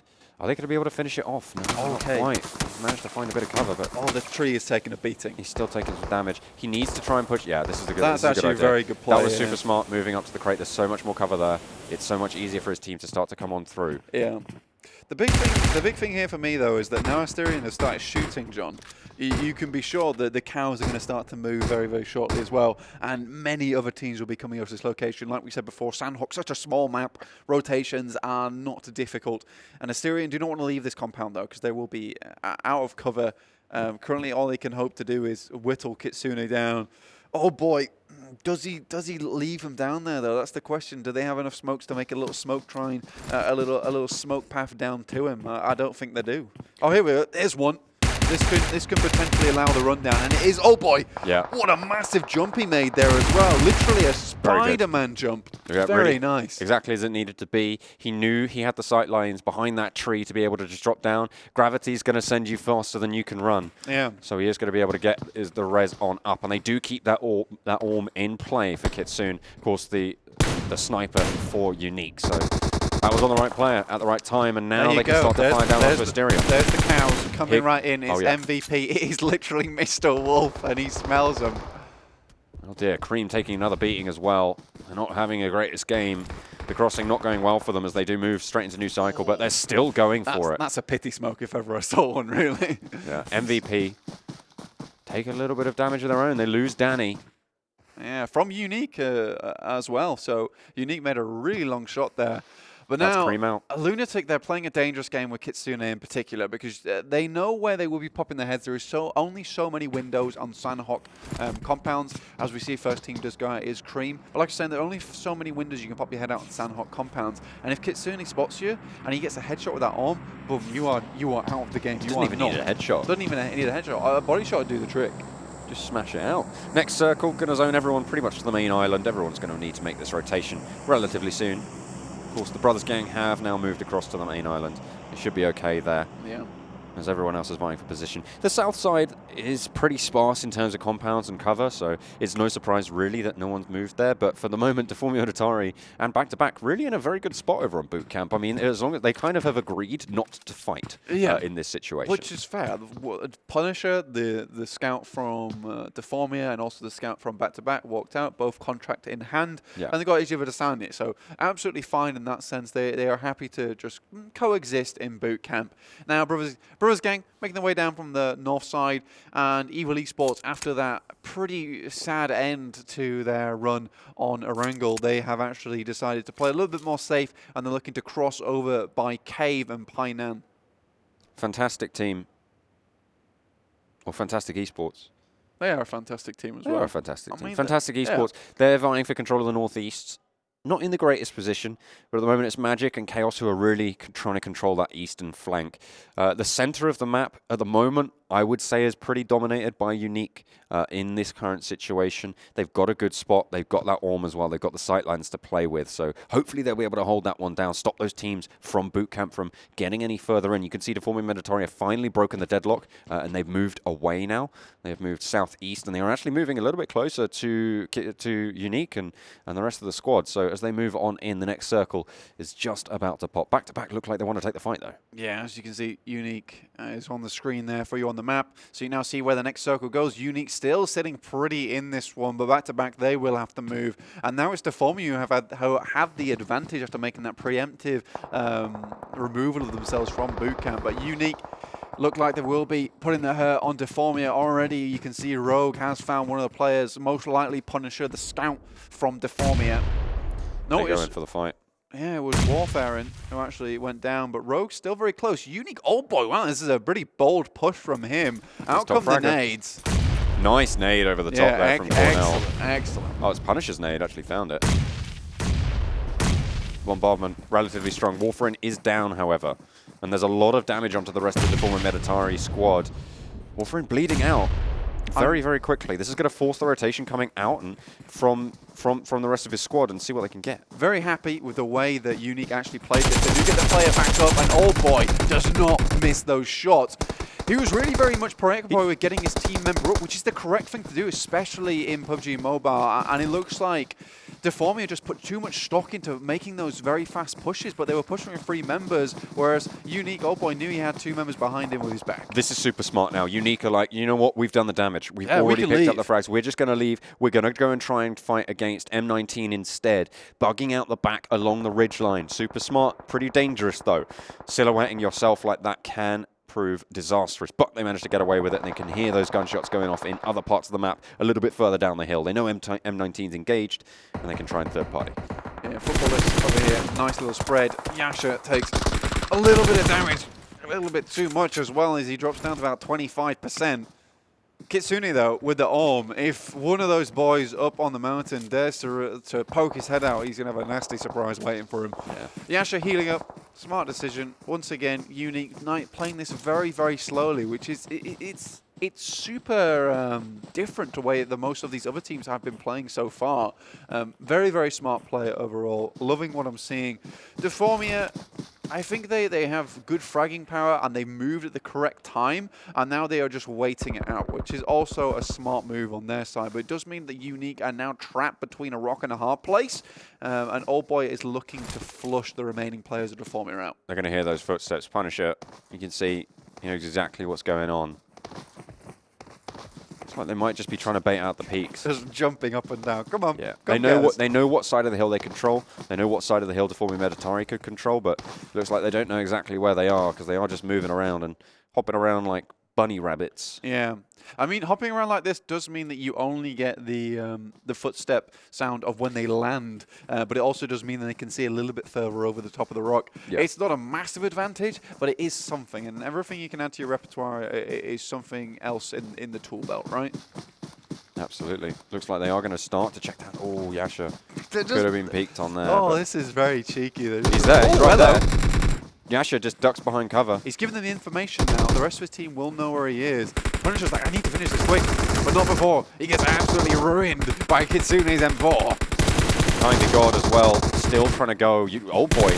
He's going to go down, I believe. I'm not sure if he's fully out just yet. No, he is he's still going. Super low HP. Wow. Barely a sliver remaining to his name. Don't worry, boys. He's going to breathe that one off. Wow, a really hard shift now on the next circle. Going all the way southwest, right onto NewCycle, right onto Evil as well, and the Futbolists as well, who we haven't really seen too much of so far. But they are really lucky on this circle as well. They've got a compound. They've got a strong spot. It's just to the west of Quarry as well, which is going to mean that those teams over on the east have to decide their rotation route. It's going to be very tricky. Ultra, they might try and make a break straight across the middle, but more than likely they're going to go around south, try and find a spot like that, because all of those teams on the north are going to be zoned in and funneled that way. Yeah, Futbolists, the previous winners from the last match, very happy with this new positioning that they have. Chaos Doc is now down, took a lot of bullets whilst he was crawling on the floor as well. He is most likely out. I doubt any of the members of his team can make the mad dash out to help him. MVP have just been slowly losing players on the other hand. And SMG, they have actually started to take down some of the players over on the top-hand side. Asterion still in this one as well. We saw them earlier. The Brother Gang, they split up again. No surprises there. Have they? Yeah, the Fantastic Esports squad are fighting against one of them. It looks like XZZ did lose out on the rock, paper, scissors. He is now the decoy. Yeah. Simon trying to see if he can get a little bit more done. To wait and see if he is able to do it. Yeah, there we go. Oh, dear me. Sad times. That's what happens when you play a rock into a scissors, unfortunately. Yeah, and well, if you play a rock into a scissors, it's going to look good. Yeah, exactly. That's how that works. Well, that's what Simon did. He used the special ability decoy. Oh, yeah, no, I see. Yeah. That's, yeah, no, that makes sense. Finally, back-to-back are going to try and take a fight, but unfortunately it's against Unique, and they get popped off with the QBU. Ultra, they're still controlling over on the eastern side. They do need to move pretty quickly. The zone is going to push them across the quarry relatively soon. Yeah, football is very unhappy to just coexist in a compound, unlike Deformia, and they are going to take it to back-to-back. These guys obviously know what they're doing. They have the fragging power, and they're looking to unleash it upon back-to-back. Speaking of unleashing it on back-to-back as well, you've got Unique on the backstab, so it's three parties all trying to fire on this one location. Unique are in a really strong spot now. They've managed to find themselves a compound on the northwest. No one else is going to be rotating through there. They might come across Simon from the Brother Gang, but he's got no one else to play rock, paper, scissors now. Exactly. He is the decoy. They have no secret weapons left, I'm afraid. Oh, sad times. Oh, dear. Futbolists, though, I think this would be a great thing for Unique to be able to do, is take out a couple of players from Futbolists, just like they did with Deformia, just weaken the ranks of the tougher teams. Special gets the nice little nade onto Evo up there. Lunatic also clapping back. Look, this is every time. Every time we get some gunfire going through, you see a whole mash of knocks come through. Futbolists, they still have a couple of players up on the top of the hill as well, so you've got Overlook, which is really, really important. Okay, another super hard shift down southwest. Oh my God, Futbolists have got to be laughing. They are really going to be happy about this one. Everybody's going to be trying to cross this ground through these trees, the forest. Will it be treacherous for some? Maybe so, but back-to-back as well. They're sharing the only compound in the circle. Yeah. It's really, really tricky. I'd say Unique have a really good shout here. They can move up. They can try and take position. Because they're going to move up down here. As you can see on the map, there is a bit of raised high ground there. If they can try and move to the backside there, but Futbolists, really, really smart. They're already trying to take position up there. Obviously, will only be 2 players versus the 4 of Unique. So they're banking on a dismembered team walking up into that location. Unfortunately, they're going to be met with Unique as they come over the top of the hillside. Yeah, 2v4, really not going to go their way. And they've just shot. Now they absolutely know. Yeah, Unique bringing the pain. Solke desperately injecting here. He needs to get up to that 70% HP. That's going to really assist him when he tries to go for this. But 4 players versus 1. Chaos just eliminated in 13th place too. They haven't got a smoke. Oh, no way are they going to get this. There's no way. There's a crossfire already established. should be shut down in no time at all. They just did not expect the push from Unique on this side. Really, they should have done. I expected that's why they were taking that position, to prevent this push from the backhand side, from the northern side on the hill. Yeah. But unfortunately, it's just not to be. And now Futbolist, who had potentially the best shout here, instead of taking down back-to-back, which I feel like they should have done and just crashed that compound and just removed the threat there, instead, they've gone over the top side, tried to split it up. There's so many teams just trying to heal out in the zone. I think we had about 4 or 5 on the northern side. They're starting to drop now, but they're all just trying to heal out in the zone and, you know, make those rotations earlier, make them better. Another shift down southwest, but this time the Futbolists aren't around to try and take it. This is back-to-back who are going to be able to claim that compound that they were in previously. The exit there is controlled by Unique, who have a massive advantage up on the high ground now. Asterion Myth eliminated, as well as fantastic Esports. Nikitanga also going down from Ultra. Back-to-back, all in this one little compound by themselves. Christo quite low HP, and he's not healing up, which would lead me to believe that back-to-back is, oh, bloody out of meds. Not going to be too happy about that one. SMG, they're trying to vie for Old Boy takes down NewCycle. Oh, there's Yuki. the Orm coming in. And now the Orm, like you say, in this final circle, he is going to be doing some dirty work onto the players remaining, especially with actually such an open ground for Sanhok last circle. The breach begins back-to-back. They're in one building, SMG in the other. Managed to get one knock, and Unique chiming in as well across the map. 7 teams remain, but I imagine that number's going to drop pretty quickly. Ooh, Panda might still live here. Has to drop the first aid kit. Has to come very, very quickly. Erangel does take down one of the back-to-back players, and despite back-to-back having a pretty good position there, they are still going, but Unique, Rogue on the high ground, can take a couple of shots here. Playzone will take down Exclusive. Erangel goes down as well to Rogue, and Old Boy finished it up. NewCycle.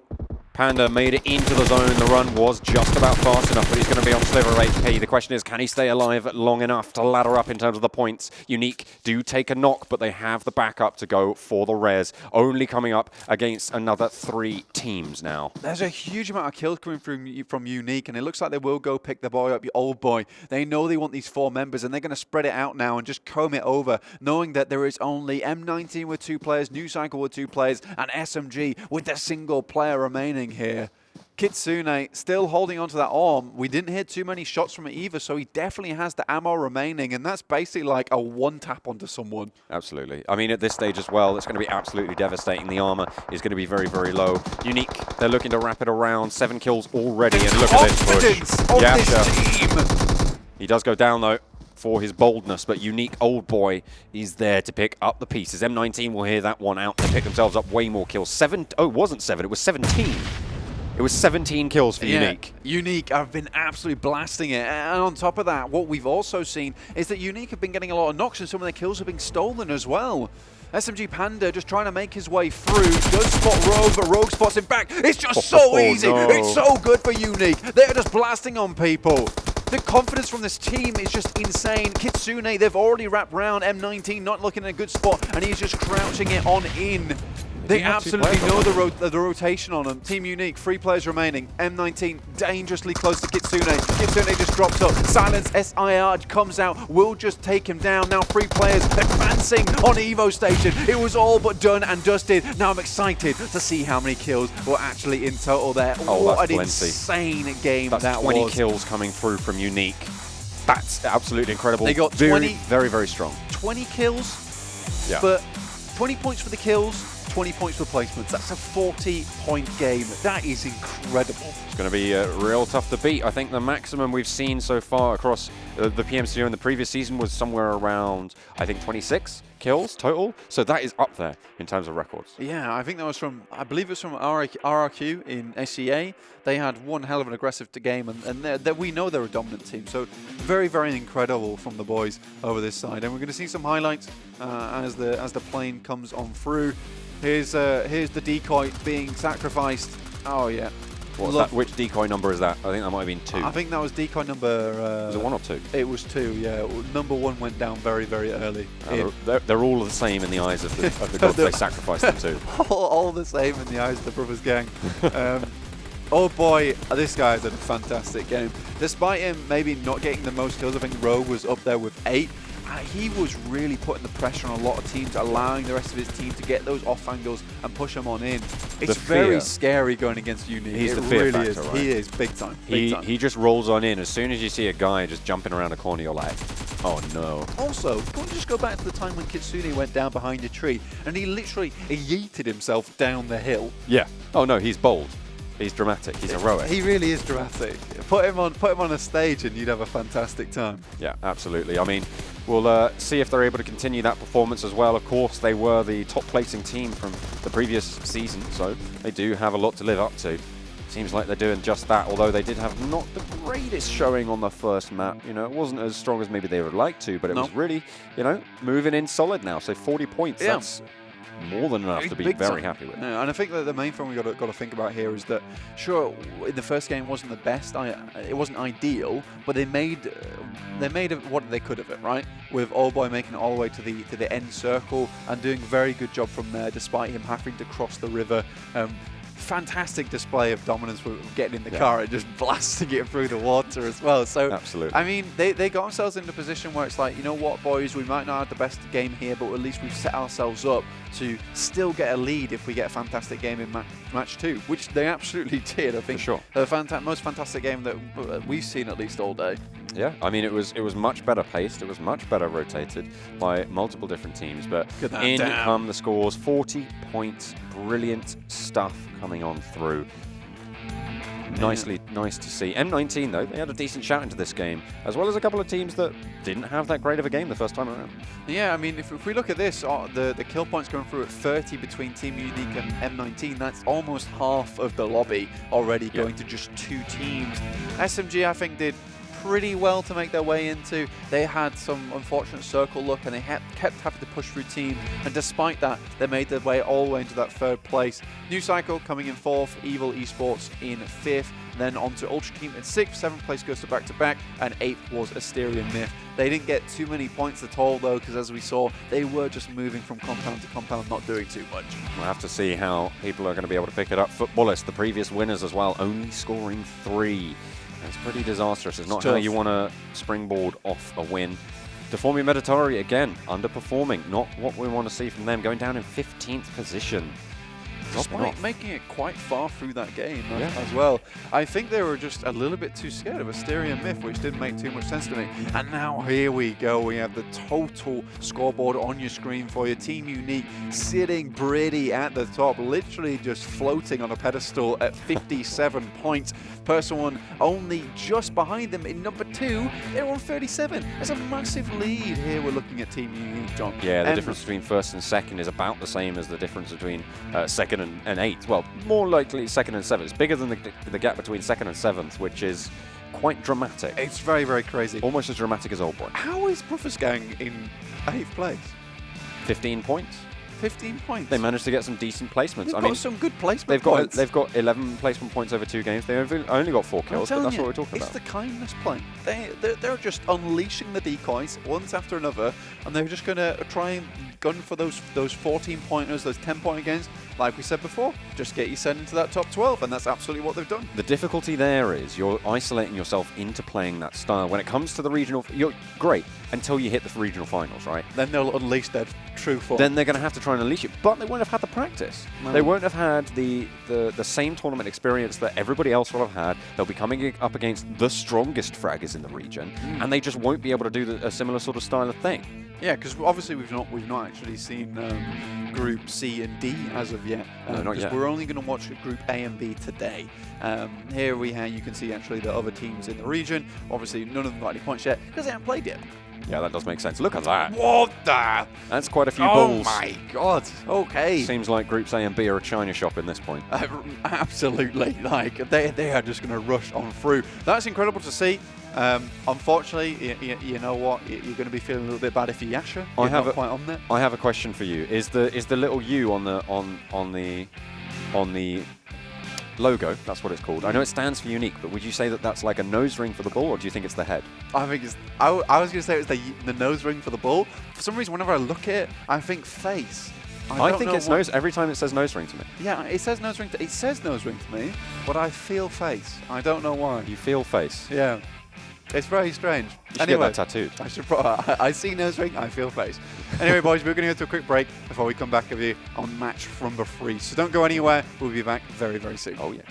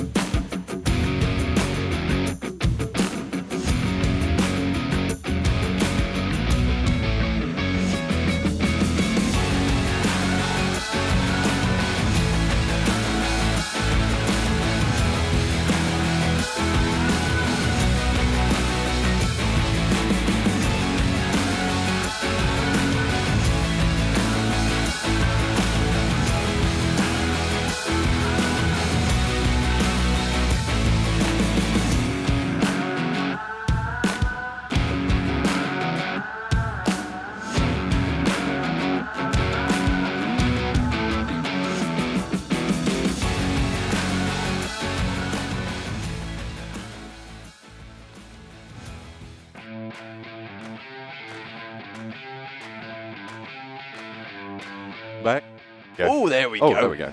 Hello and welcome back to the PUBG Mobile Club Open 2019 fall split for the European region. NEX is our sponsor today, and if you want to beat everyone out on the battleground, you absolutely need that seamless and uninterrupted gaming time that NEX provides. That teams like Unique, they have that kind of power, right? Oh, absolutely. I mean, just looking from that last game, it was just an incredible game they had. And on the kill board, if you weren't with us and you missed that last match, they had 3 players on the kill leaderboard, which is cumulative, by the way, so it is racking up as we go through. Oh, yeah. And a 20 kill game going out in first place, that's a total of 40 points, John. That's incredible. That's nutty. That's a lot of points. That's a lot of points. It's a lot of points, boys.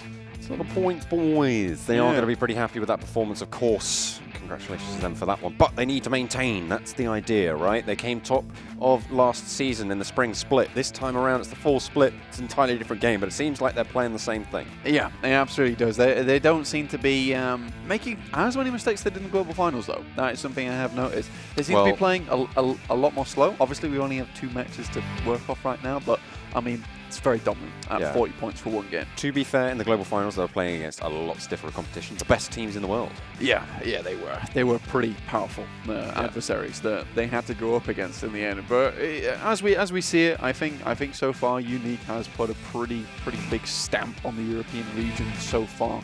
And they're looking to claim it as their own coming into the semi-finals and the regional finals. But we will have to see how they do as the days progress. And day 1, we are still only on match 3 before the final game tonight, which will be match 4 back on Erangel. But we are going to the biggest map in PUBG Mobile. Quite literally, it is Miramar. Yeah, it's huge. It's great. Yeah. I love to see it. Huge map. Flight path really does dictate these drop zones. A lot more so than really any other map in the game. And it means the teams need to be much more adaptable. It's a game of playing a little bit more dynamically when it comes to trying not to crash crazily into these locations, which we know they like to do from Erangel. Okay, yeah, we hear you. We hear you. But don't, just wind it on back. But we are going to be seeing what they do opt to do this time around over on Miramar. Indeed. So we're going to get into a game very shortly. Here we go. Look at this, a beautiful little animation we have for you there, showing you just how big the map is, the amount of towns we have. But we'll be showing you the flight path very shortly, which currently is a northwestern to east side plane path there. It will be coming on your screen very quickly.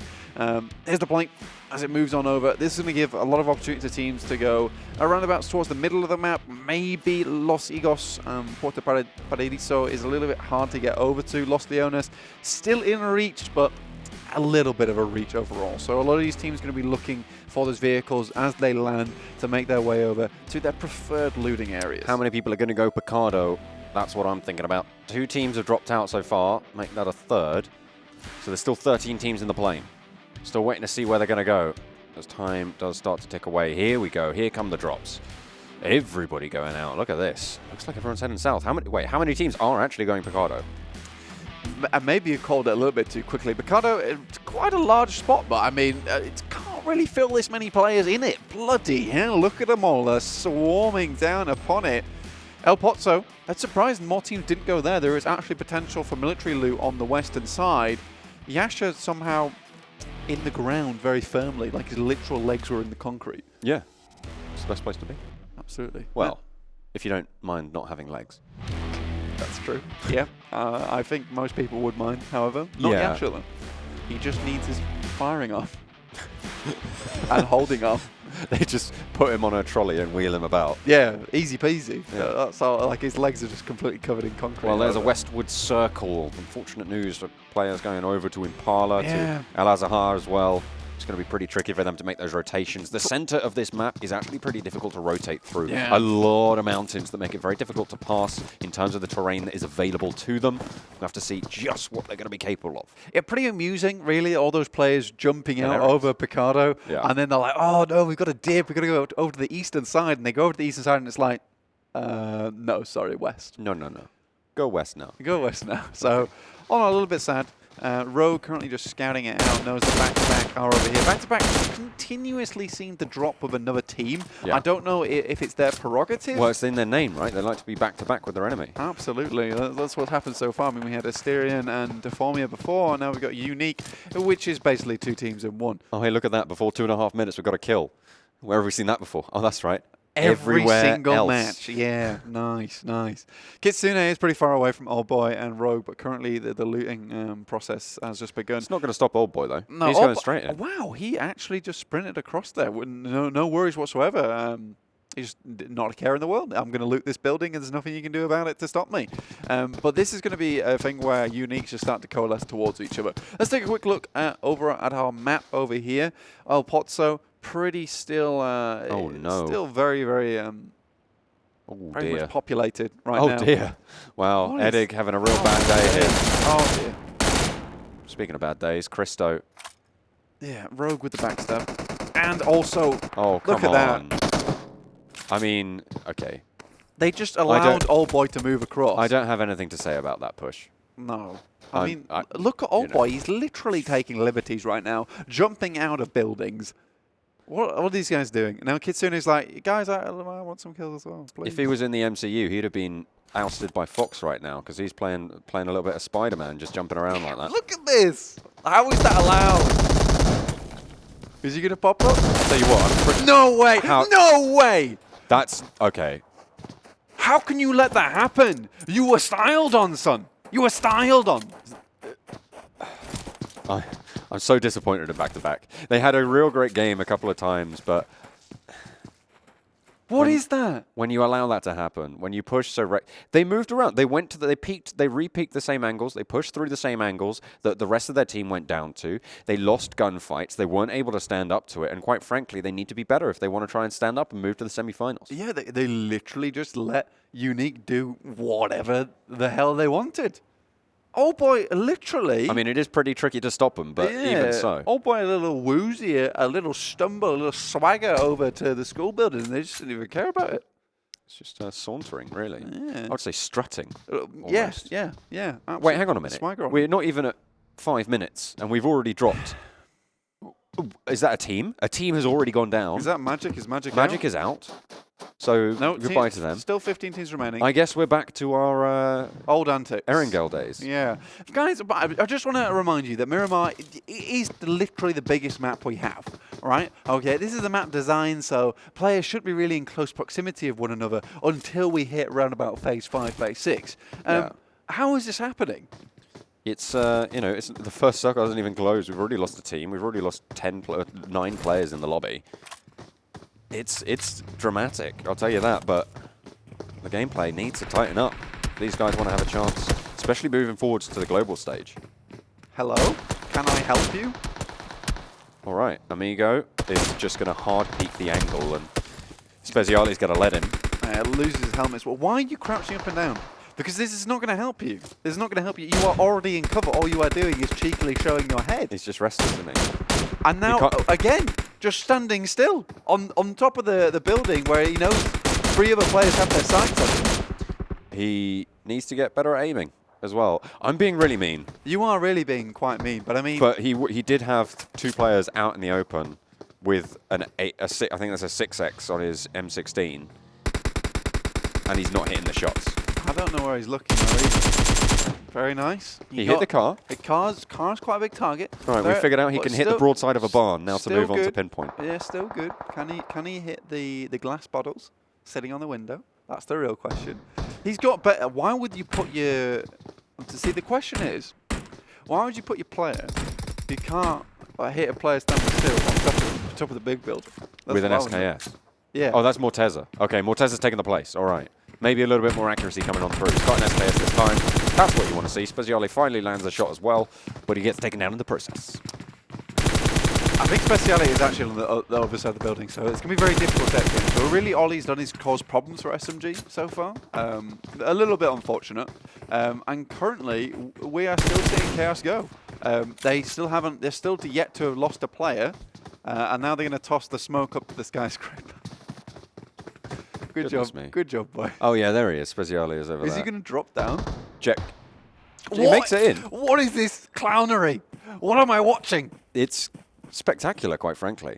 It's like watching acrobatics. This fight, for context, this fight should have finished probably about 5 different times. Why are you going up the fire escape?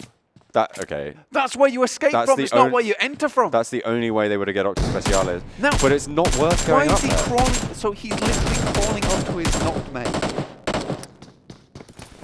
Why couldn't he just take the path Can we look at something else, because took? I'm getting sad. Yeah, why couldn't he have taken the path that JetGill took, which was, I am going to go inside. All right, let's tune in. Let's tune in with the rest of the map. Yeah. Unique moving down south now from Hacienda del Patron. They are going to claim a little bit of the mountain around Picado, whilst these guys fumble about, trying to figure out what they're going to do. Deformia Meditari over towards Minas Generales, near Bandita as well, taking a fight over towards, here we go, MVP. They're going to start to push on through. Cornell up and crashing. We'll be able to get out. They take the fight. Nicely done. Takes a lot of damage, though. Kind of God, going pretty low, and that could have been disastrous for them. They would have lost a lot of spot, but in comes the mini Uzi. Yeah, the micro Uzi is so strong, and now you've got a lot of members on the floor. Danny coming around the side. He spots the shots underneath. The toes are blown absolutely off. Nice. That's how you want to see a fight. That's how you finish a fight. Take heed. You're not like trying to jump from building to building. Like a bloody ninja. That's not how that works. You get in there close and personal with a micro Uzi. MVP, they do lose Daddy, so they don't have a parent with them anymore, but it should be fine. Yeah, hopefully they'll be able to, pay their own rent. Yeah. Cook their own food. Hopefully they don't need an adult, because otherwise they're absolutely done so. Oh dear. Goodness me. Next zone is going to pop Unique over on the eastern side, have a decent spot. A lot of teams out to the east still in the blue zone. Zezzy, who's he looking at? I think Zezzy is currently looking at no one. Yeah, there is absolutely no one there. There's just a vehicle up there. What is going on this game? I don't know. Because it just seemed like Sanhok was such a better map. Yeah. It felt so much cleaner, and now all of a sudden it turns around and we get this. It feels like a lot of people have just unplugged their brains currently. Yeah. I mean, we saw some excellent play on Sanhok, which is the map where we thought things would go very poorly. Yeah. For these teams, because they were in close proximity of each other. We go over to a map where the map literally puts its hands and forces the fights away from each other, stops it. The school teacher comes in and it is Miramar. Yeah. And now the players are just all on each other and making very, very questionable plays. There's still about 5 teams out east in the blue as well. It's fun. This is a very, very weird Miramar. It's probably the weirdest Miramar I've seen in quite some time. Goodness me. There's a couple of teams taking central positions, though, which is pretty decent. It's kind of what you want to see. I mean, Unique have, yeah. Unique have, actually, the Brothers gang, they've stayed together. They're right central, next to Asterion. What is this? There we go. They have a whole compound. They have a bloody compound on the lock. They're together. This is the gang that we were looking for. Yeah, This absolutely. is the gang with the hoodies, the spray paint, This is the silly brotherhood. string. This is brotherhood. This is what I like to see. M19, though, they have got a really decent spot up the hill. You can see how they've spread out. So they've controlled this crater around the edge. They have great sightlines to each other. Yeah. And not only that, they're going to be able to have overwatch over a vast proportion of the rest of this circle. The only issue is they're a little bit spread quite thinly, so they don't control one spot like very powerfully, do they, John? They have the compound, and you would imagine that Evo and Exclusive would probably make their way back over that compound should they get pushed upon and not take that fight by themselves. This is more scouting than anything. It's good scouting, though. It Good is information. Very good scouting. Unique, they've got a warehouse. They've got a long building as well. One of those long boys, the 2 turrets. Long boy. Yeah, man. I mean, SMG still in a little bit of a conflict with Chaos, but I think it's only Panda left alive for SMG. We'll have to wait and see, but they still have to move away from El Polzo, where they are still in that fight, but I think they have finally fully disengaged. But no, Panda, I think, has taken a couple more shots. This is fantastic Esports. They've been rotating down in the blue for quite a long time. That could have been disastrous. Oh my goodness me. But everyone relatively low. They're going to have to make it to the zone pretty soon if they want to be in with a chance of getting it. You can see they are going to be out of the blue relatively quickly, but they are going to be very low on meds. They're not going to be looted too greatly.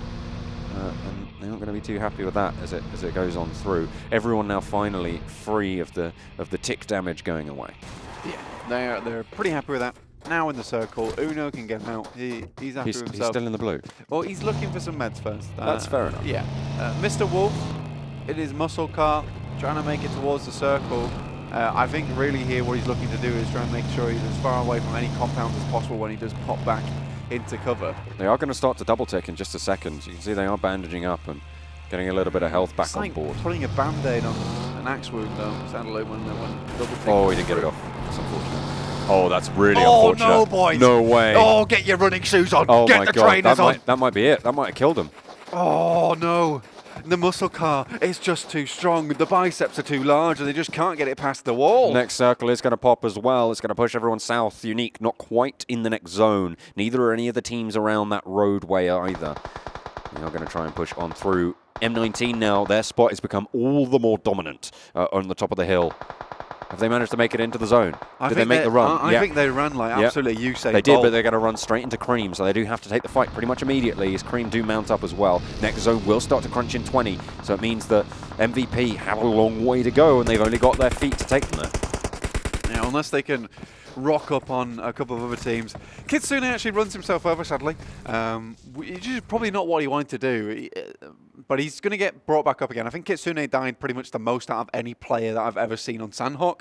Yeah. But Unique, the rest of the team, always there for him. They realise he's a little bit clumsy at times, but they're happy with his gun skills. I like this rotation, though, coming out from Unique. They've managed to take control of a section of the hillside, which is really very nice, and it's a powerful one at that. There's a lot of crevices that they can find. Asterion, they're protected from the left and from the right, but from the sides, they don't have that much cover. The curvature of the hill gives Unique a little bit of an advantage in that aspect, but they do want to displace them because there is a threat from that position. It does mean they can get quite close without being spotted too quickly. Lunatic takes a lot of shots, does have to drop to the floor. Now the nades, they will start to fly here, John.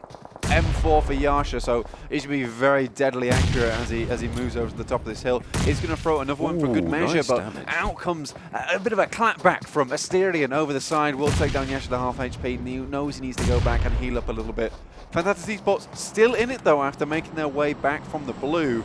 Rogue very low, looks like he took a massive brunt from one of those grenades. Just going to push on forwards. Unique still there, then Asterion, they have been displaced. In fact, the place they've been displaced to is probably a better spot for them to hold, in all honesty. Giving that space over to Unique just a little bit, so kind of a lose-win. Yeah, I suppose. Yeah. In a kind of way. Taking a little bit of damage, though, never ideal. M19 trying to hold onto the top of this hill might start to prove difficult. There's a lot of teams vying for it now. Yeah, Rogue did the smart thing there, checked his behind, made sure there was no one coming up from the back. So look at this, Unique constantly sending a player back to make sure they're not being third party before fully committing to this fight after the painkillers and the meds have kicked in to get them up to full HP. Really love this play. Asterion, though, they did make a very good push back there. The grenades were really, really good, gave them a lot more time. And like you said, now they've set themselves up in a little bit of a better position, which will be very defendable for them. Speaking of defensible, this hillside looking pretty good for ASD now. Seem to have got the spots on, but they do have to be careful of the brother gang, who are still all together. They are all as one, as a unit. When maybe that's what happened. Is this tricky circle, though, it's a huge shift. Yeah, this is a big shift, and now Asterion have to start thinking about moving. And Unique, you know, we know what they're like. They're like, okay, the circle has moved. This is no longer a good position for us, so they're just going to quickly bug out. They know how they have all the vehicles. They do not want to lose those. There's still a lot of ground to reverse, despite the circle being quite small. Chumacera is the only set of buildings around there, but it's really risky to try and go in there. You can see Unique, they're skirting the edge. They know that they don't want to enter the city because it's more than likely not going to go that way. Everybody making these rotations. Look, the Futbolists and Unique both making those early spots. Ultra do rotate in from Chumacera. They are going to try and clash with Magic. On the south side as well, you've got Fantastic Team. Oh, this is risky. On the motorbike. It's so hard to control here. It's going to be right down to the edge. I think it's Simon who's driving it. Oh, not sure, actually. It's one of the two of them, but they are controlling it, holding it together well. Yeah, very, very well played there. Could have probably gone through a flaming hoop and it wouldn't have mattered. In come Unique on the top. So, Brothers Gang, they're still alive.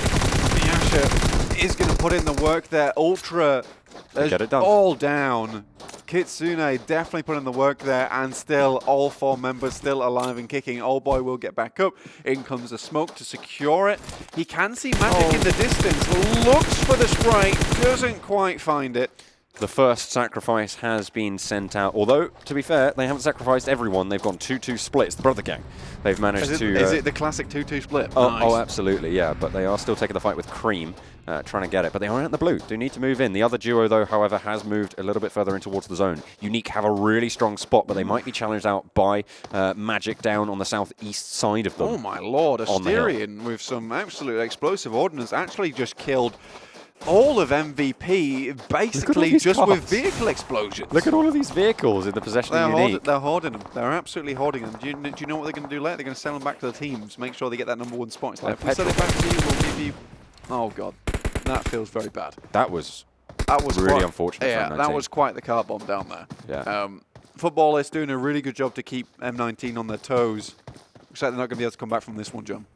It'll be very, very tricky to try and get that done.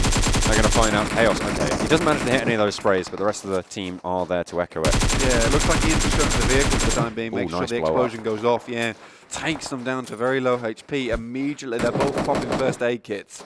But they're in a really awful spot here versus Futbolists. How do you make this push up the hill? Sure, you've got a little bit of space you can go for cover, but Futbolists have got you on lockdown currently, and they also have their 2-2 on the other side, keeping... Look, it's so hard to do anything versus them. M19 also being held down. They know they can get the refrag there. Futbolists pushing down. They may not even need to go for the loot as well. They look to be pretty healthy, and they are just going to turn their attention instead to Chaos and try and head out that way and get a little bit more control over the next zone. Unfortunately, they do have quite a difficult push. Depending on where this next circle falls, they might have to cross a lot of open ground. A lot of teams going to be bearing down on them. As I said before, Unique probably in the best spot yet again with some nice rotations. They have control of the push out of Chumacera, where there are two teams biding their time. They've controlled the edge with Magic as well, and the next circle is going to force everybody to go past that choke. Indeed, indeed. It's going to be very, very tough. It's going to be right in the center of that road as well. So really, whoever controls the hillside on either side is going to be in a very good position right now. And Futbolists looking very, very happy to take that one. They're controlling two teams at the same time, and now they're coming from Chaos as well. 6 kills though, so despite having a lot of good fights, they don't quite have the kills to the name as of yet. Chaos really going to struggle to push up here. The Futbolists, they have so much pressure because they know they don't need to push down. They know that the zone's going to go their way. They know they have control of this side of the zone as well. There's no way that anyone else is going to go and third party this. They can just wait. They can just spot out Chaos. Really, all this is now, John, is making sure that the pests on the mountain stay dead, because if they get rid of Chaos, yeah, you're completely correct. Then they control this hillside, and really it's going to be super hard to push them from behind. So basically, the only issue for them right now is Chaos. Chaos needs to go down, and if they do, then it becomes a lot easier. But the longer this fight goes on, the more time it gives potential for teams like Fantastic Esports to make their way up the hill towards Chaos. I really like what Unique have done at the moment. They've split 2-2. They're holding that choke before, and they're taking control of an area of the zone. They know they can push forwards. They've been keeping track of the kill feed. They know the only other team that's all full force is going to be Futbolists on the other side. And they're going to take the rest of the fight. There go the Brothers Gang, as they do get eliminated out in 9th. Yeah, wasn't too good. As soon as that first player went down, their ultimate form was just completely broken. Down in 9th, Fantastic Esports taking some shots from the side. Goo has actually been knocked as well. There's some serious sprays coming through. But Fantastic Esports still doing work over onto Asterion. But they do need to watch behind because their players are being slowly peppered at. Look at those long sprays. Why so? Also going down. Not so easy after all. Double down in the smokes. Unfortunately, they have to send another player in, which is going to leave them XX in a 1 versus, well, 2 long range. But it's going to be pretty tricky nonetheless. 11 kills already found from Unique, so another high kill game coming in from them already. XX, look at the spray on this boy. He's hit the deck and he knows exactly what he's doing, not moving an inch. Yeah, the rest of the Fantasy Esports players, they are going to go down in the blue. That is ticking for quite a bit now. Kisune also dealing with Cream quite quickly in the smoke. Why so easy? Takes a shot from the M4 whilst he's still in the blue just to make matters worse for him. And now XX, he has to traverse down this hill, mate. Oh, I can move through because it's going to be very, very difficult to make your way down. Oh boy, he's just got the spray on him. He has the tap on through, and that's the boy falling on the mountain. He's not going to be collected by the rest of your team anytime soon. 16 kills. They're trying to conquer their own record here. Christ alive, Unique. 17 already. They've got plenty more to go. 20's looking very dangerous now. This is even if they lose here, this is still an incredible kill game, and they almost have the points just for coming first off the kills itself. Asterion They're going to have to make a move through to the open, and Futbolist, they're really the only ones who have the opportunity to take Unique down at this point. There's 9 kills available. The only issue is for Futbolist right now is that they have to move down from the mountainside and cross over the road, which is going to be very difficult for them. But they are actually landing some shots onto Kitsune. He goes down once again, not a big deal.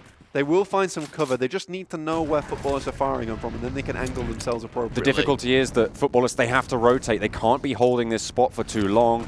The question is, how long can they hold it for? Against Unique, they're going to have to mount up. They're going to have to get out. And with that, that's going to allow Unique to get their troops back up, move into the zone. Yasha's already got a foothold there as they have to just careen down the side of the mountain and see what they can find. Futbolists, they've already taken it down. It's unfortunate, but they've lost one. They will be able to get the res, but the blue is going to push. This is really bad for them because this could have been an excellent play by them. Knowing that they knocked Kitsune, they would have been able to move on over and basically do a little flipsy over, but now it's Sorka and Prolord who are basically making it very difficult for Futbolists. You can actually see one more player is Evil Esports Slow. Once again, the last player for his team just hanging out, just like, oh, now he goes down. They spot him out. Lova's in. 8 kills remain on the server for now, and it looks like the Futbolists are trying to take a few of them away. Over onto Asterion, seeing what they can get done. But Unique, they have spread out. They have control. Everybody needs to dance to their drum. See what more they can get. Old boy on his own at the back, just holding it down. The drum on the bongos that they're going to be playing is definitely going to be a bit of a funeral dirge for the rest of the teams. They are set up in an excellent position to basically just remove everyone from the game. Futbolist, I think I'm pretty happy with that rotation now, but they knew they got a knock there and they had to move down from the mountain whilst they could. Really, for them, Unique was the only danger for them. Asterion were more in a position of like, we need to get into cover, we need to get into a position where we can fight out this last circle. And let's not negate the Futbolists. They came first, they won the first map, then on 7 kills, they're in the final circle, the top 3 already. A really strong game from them as well. Yeah, they're their only team really to step up to Unique so far too. They did not just go gentle down the hill, they went absolutely raging down there, giving it back to Unique in a big way. Asterion on this, and everybody's outside. In which case, Unique, they're really going to have control. Really here. Futbolists, they have to move up north. They have to leave their cover. And finally, Unique starting to have the hurt put on them. 2 downs already as the crossfire catches them. It's a very difficult rotation for them to make, but they're not going to go down without a fight just yet. Yeah, Futbolists assisting Asterion there and taking a couple of players from Unique off the board, but Unique, they're still all in this, despite that a couple of being down. Oh boy, now that's some clean cover, but they are out now, all of them. Asterion played so well to get into cover there, making sure they were in the best position for themselves to take the game, and now Futbolists desperately hanging on. So little HP for all of them, other than Zessi. Tron, sorry. Oh, there's no tire on that one. They are just pushing out their cover a little bit wider. They've got control of the zone, but Futbolists have some as well. Pushing up to this loot crate, really strong, but he gets in cover. Oh, that was so close. A sliver of HP, but it's going to be enough to see him safe. So greedy, so greedy. We'll be able to refresh the equipment on board though, but he's going to have to heal up after that one. What a nice view of this the observers are giving us, I have to say. Excellent. Look at this. It is literally the showdown of the ages, as we can see on the top half of your screen there. Asterion, they've got a lot of cover on board. Futbolists not down and out yet, but they're all relying on bandages and those painkillers to bring them back up to HP. Look, in a little firing line on the floor in prone. Asterion doing such an excellent job to keep the fire off them. They've got a little defilade created for them behind this tree with the buggies. Zessi goes down now. Outpeaks Tron. Will go down as well. Now, 2 players down on the team. The other 2 dangerously low, and even if they do get them back up, they're going to be so low HP. Oh dear, this might be the death bell for them as it blows up. That's 1 down as well. Only Solke left in the grass going for the spray, but it's not going to be enough. And it is going to be Asterion to hold it down. They find themselves right at the top there with a decent kill game as well. Asterion, despite everything, I think they had some very tough moments for themselves going against Unique as well. They pushed them back with a nade, and then they made the smart rotation down into a position where they could push forward into the circle with a lot of cover on their backs as well. So really well played to Asterion, and you can't count Unique or Futbolist out, both with very high kill counts on board. Oh yeah. They had really good spots for all of those 3 teams. And Unique, again, proving just why they deserve to be near the top of these to be near the top of these games. I mean, we saw exactly how they can rotate fast, how they can rotate precisely, and control the ground that they own, and know when to take the fight. It was really good to see. Yeah, Futbolist coming away from that game with 10 kills, and then we saw about Unique. They did end the game with 17. Let's just have a look at this here on the highlight reel. You can see it Look was so at this. unfortunate. This Like was they go just for so these pushes. It was bad manners. It was Yeah. bad manners from Rogue. Let's be honest. Look how. But the thing was though, as he comes up from that crouch animation, he's actually still fully in cover, which was the funniest thing. I'm not sure if that was intentional or not, but if it was, that's so smart. I don't know why this is a highlight.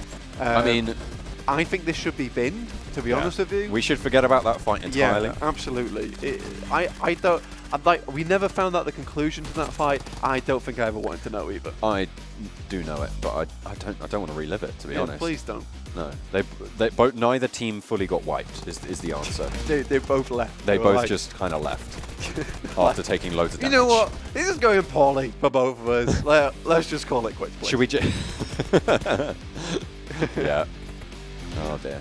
Futbolist, obviously on your screen right now, they control two teams at once, which, to be honest with you, in my opinion, very, very impressive. Look, Solkay basically taking down a whole team on his own sim. So I'm very impressed by Futbolist. They also had a tough rotation from the high ground over there once the circle did pop and shifted away from them, and they also had to contend versus Unique. Obviously, they got that knock through, and you know what? It might have been a very, very different story if Zesty didn't get run over by his own vehicle. I'll tell you what. I was slightly disappointed that Unique didn't overtake their 20-kill game that they just had with another chicken dinner. I know. I'm slightly disappointed with 17 kills as well. I know I shouldn't be. Yeah. I know I shouldn't be disappointed with 17 kills because that's incredible. Oh, yeah. But I'm like, more though, please. Yeah, just a little bit more. Come on, please. Honestly, though, Unique performed so bloody well so far. It's really impressive to see. And after what I said on Sanhok as well, that you know what, they're putting the best foot forward, and it seems that seems going to be a consistent recurring theme for us. But to me, it feels like a bit of a big fish in a small pond. Yeah. I have to say, I think that nobody else really is rotating with the intelligence that they are. Whereas you look at a lot of other regions, the strength of just the entire rosters from everyone is they're always rotating intelligently. So you have to try and outthink 3 or 4 steps ahead. Whereas Unique are they just need to be, they just need to stride a little bit longer, and they're fine. Yeah, they just need to do what's good, Anyway, if you want to see some more of PUBG Mobile Esports, you can subscribe to the YouTube channel down below. Smash that like button too. We love it. We love it here. We love it. Anyway, we will go into a break very shortly. But John, do you think that Unique will be able to keep this one up? Absolutely. Absolutely yes. Absolutely yes. Also, if you guys, because think about this, if the bull to you, if it looks like a face, at us on Twitter, and also if it looks like a bull, at us on Twitter as well. Just if it looks like a nose ring, or if we're completely wrong, absolutely, and it's not either of them, we want to know your answers. We want to know exactly what it is. Anyway, we're going to go quickly to a little bit of a promotional video for you, and we'll be back very, very shortly.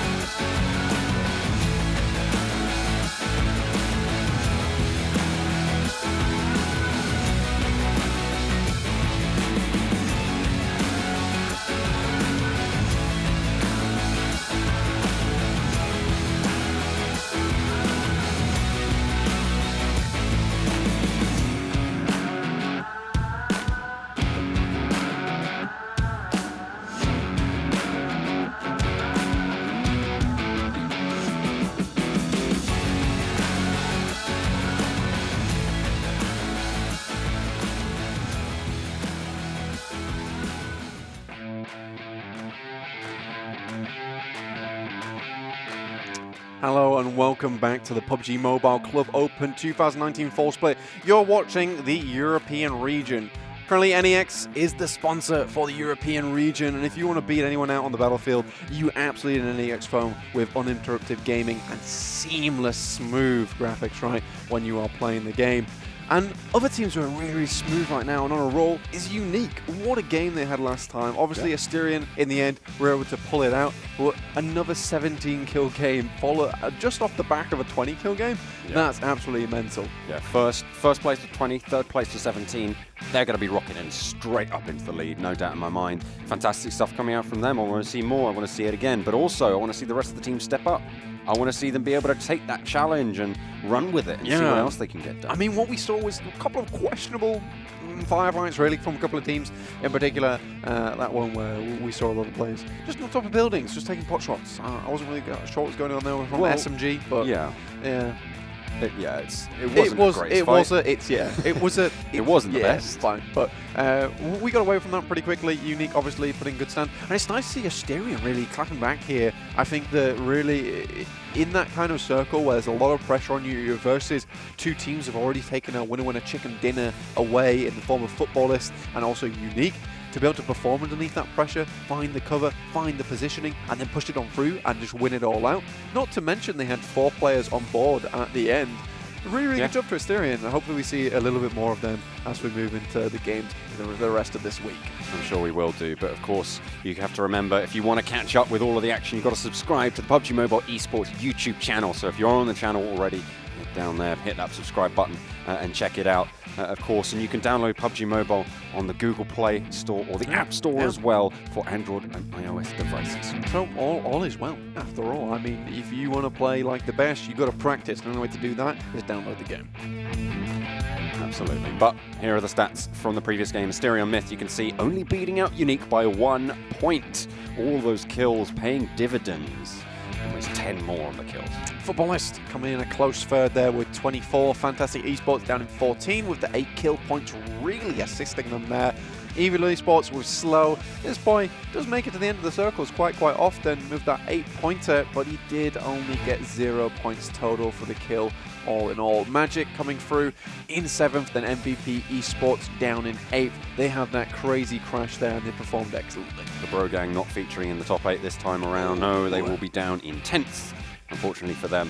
The rest of these teams, not the worst though. Not the rest worst. of these teams, not doing the greatest. SİMURGA, not doing great either. And that's going to leave Unique pretty huge lead there. Yeah, 84 points for Team Unique. In second is Futbolist with 61, 50 for Asterion Myth after that wonderful win they just grabbed. Look at that. The top 3 teams all with a winner chicken dinner, of course. M19 coming in 4th. They have been fairly consistent so far, getting those kills, making it to some of those final circles with 31 points. But really then it drops off after that down to 27, 21, and 20 in 8th place. Now let's check out the next leaderboard with all our teams going down from the 9th onwards.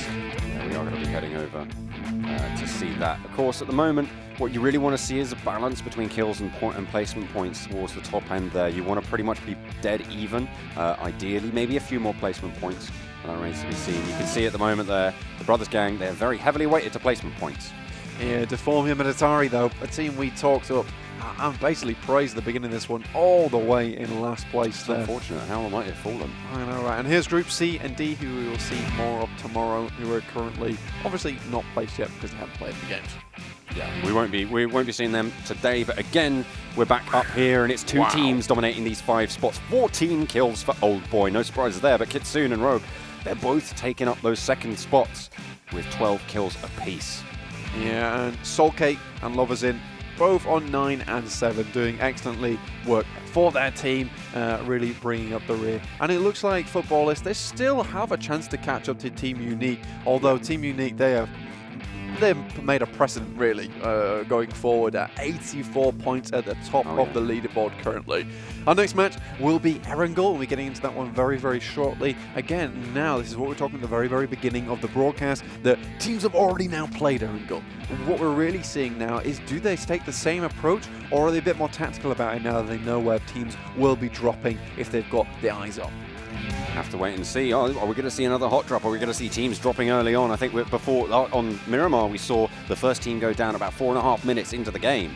That was pretty crazy. It was. A lot of kills going on earlier as well in the first iteration of Erangel, as we came through today. But we're going to see what happens this time around. The second time we drop A and B, both groups take to the plane once more. The skies of Erangel. Indeed. And what we're going to have here is a western to easterly, very middle plane path here, as you can see on your screen coming over the top, with that fancy schmancy skin of the fiery dragon. That is some real paintwork. Top-tier paintwork going on there. One thing to consider, John, as we work through the rest of the week. Considering. You're considering. Thank you very much. One thing to consider as we come through the rest of the week is that we have back-to-back games for the next 5 days, right? Yeah. So this means that there's quite little prep time for the teams overall, and there is a really big decision here, is that after you played these 4 games, how much time do you spend researching these games? How much time do you spend scrimming? It's going to be very tough to fit that all into your schedule, so I'm interested to see how these teams come out tomorrow, and will they have any new tactics available for us to kind of counter some of the other teams' initial drops or plays. I think that's 2 teams dropping South Crates at the moment in George. Might be a little bit of kerfuffle going on there. No one really looking at a strike out for military base just about yet. They might try and pick up some vehicles and go for it that way, but for now, everyone's just finding their spot. Rozhok, a little bit less contested. Pachinki seems to be less contested as well. Only 2 teams in the skies over it for now. Looks like Evil are going a little bit further south. Chaos currently taking a tumble with the big boys. Unique. DP28 though, with Chaos, they're doing a fairly decent job of it. Peppered Unique quite a lot so far, as you can see. The circle just popped on the screens, as you can see Oh, as well. wow. Yeah, that is a rough easterly circle there. It's pretty heavy. A lot of water in there too, so there's less land, and you know what that means for these European teams. They're going to be clustering and fighting all the more. I wish he hit that shot. That would have been literally amazing. Still going to go for it. A couple more players are there. He's going to hit another shot. Decent firing coming out not bad at all. Asura. Impressive stuff.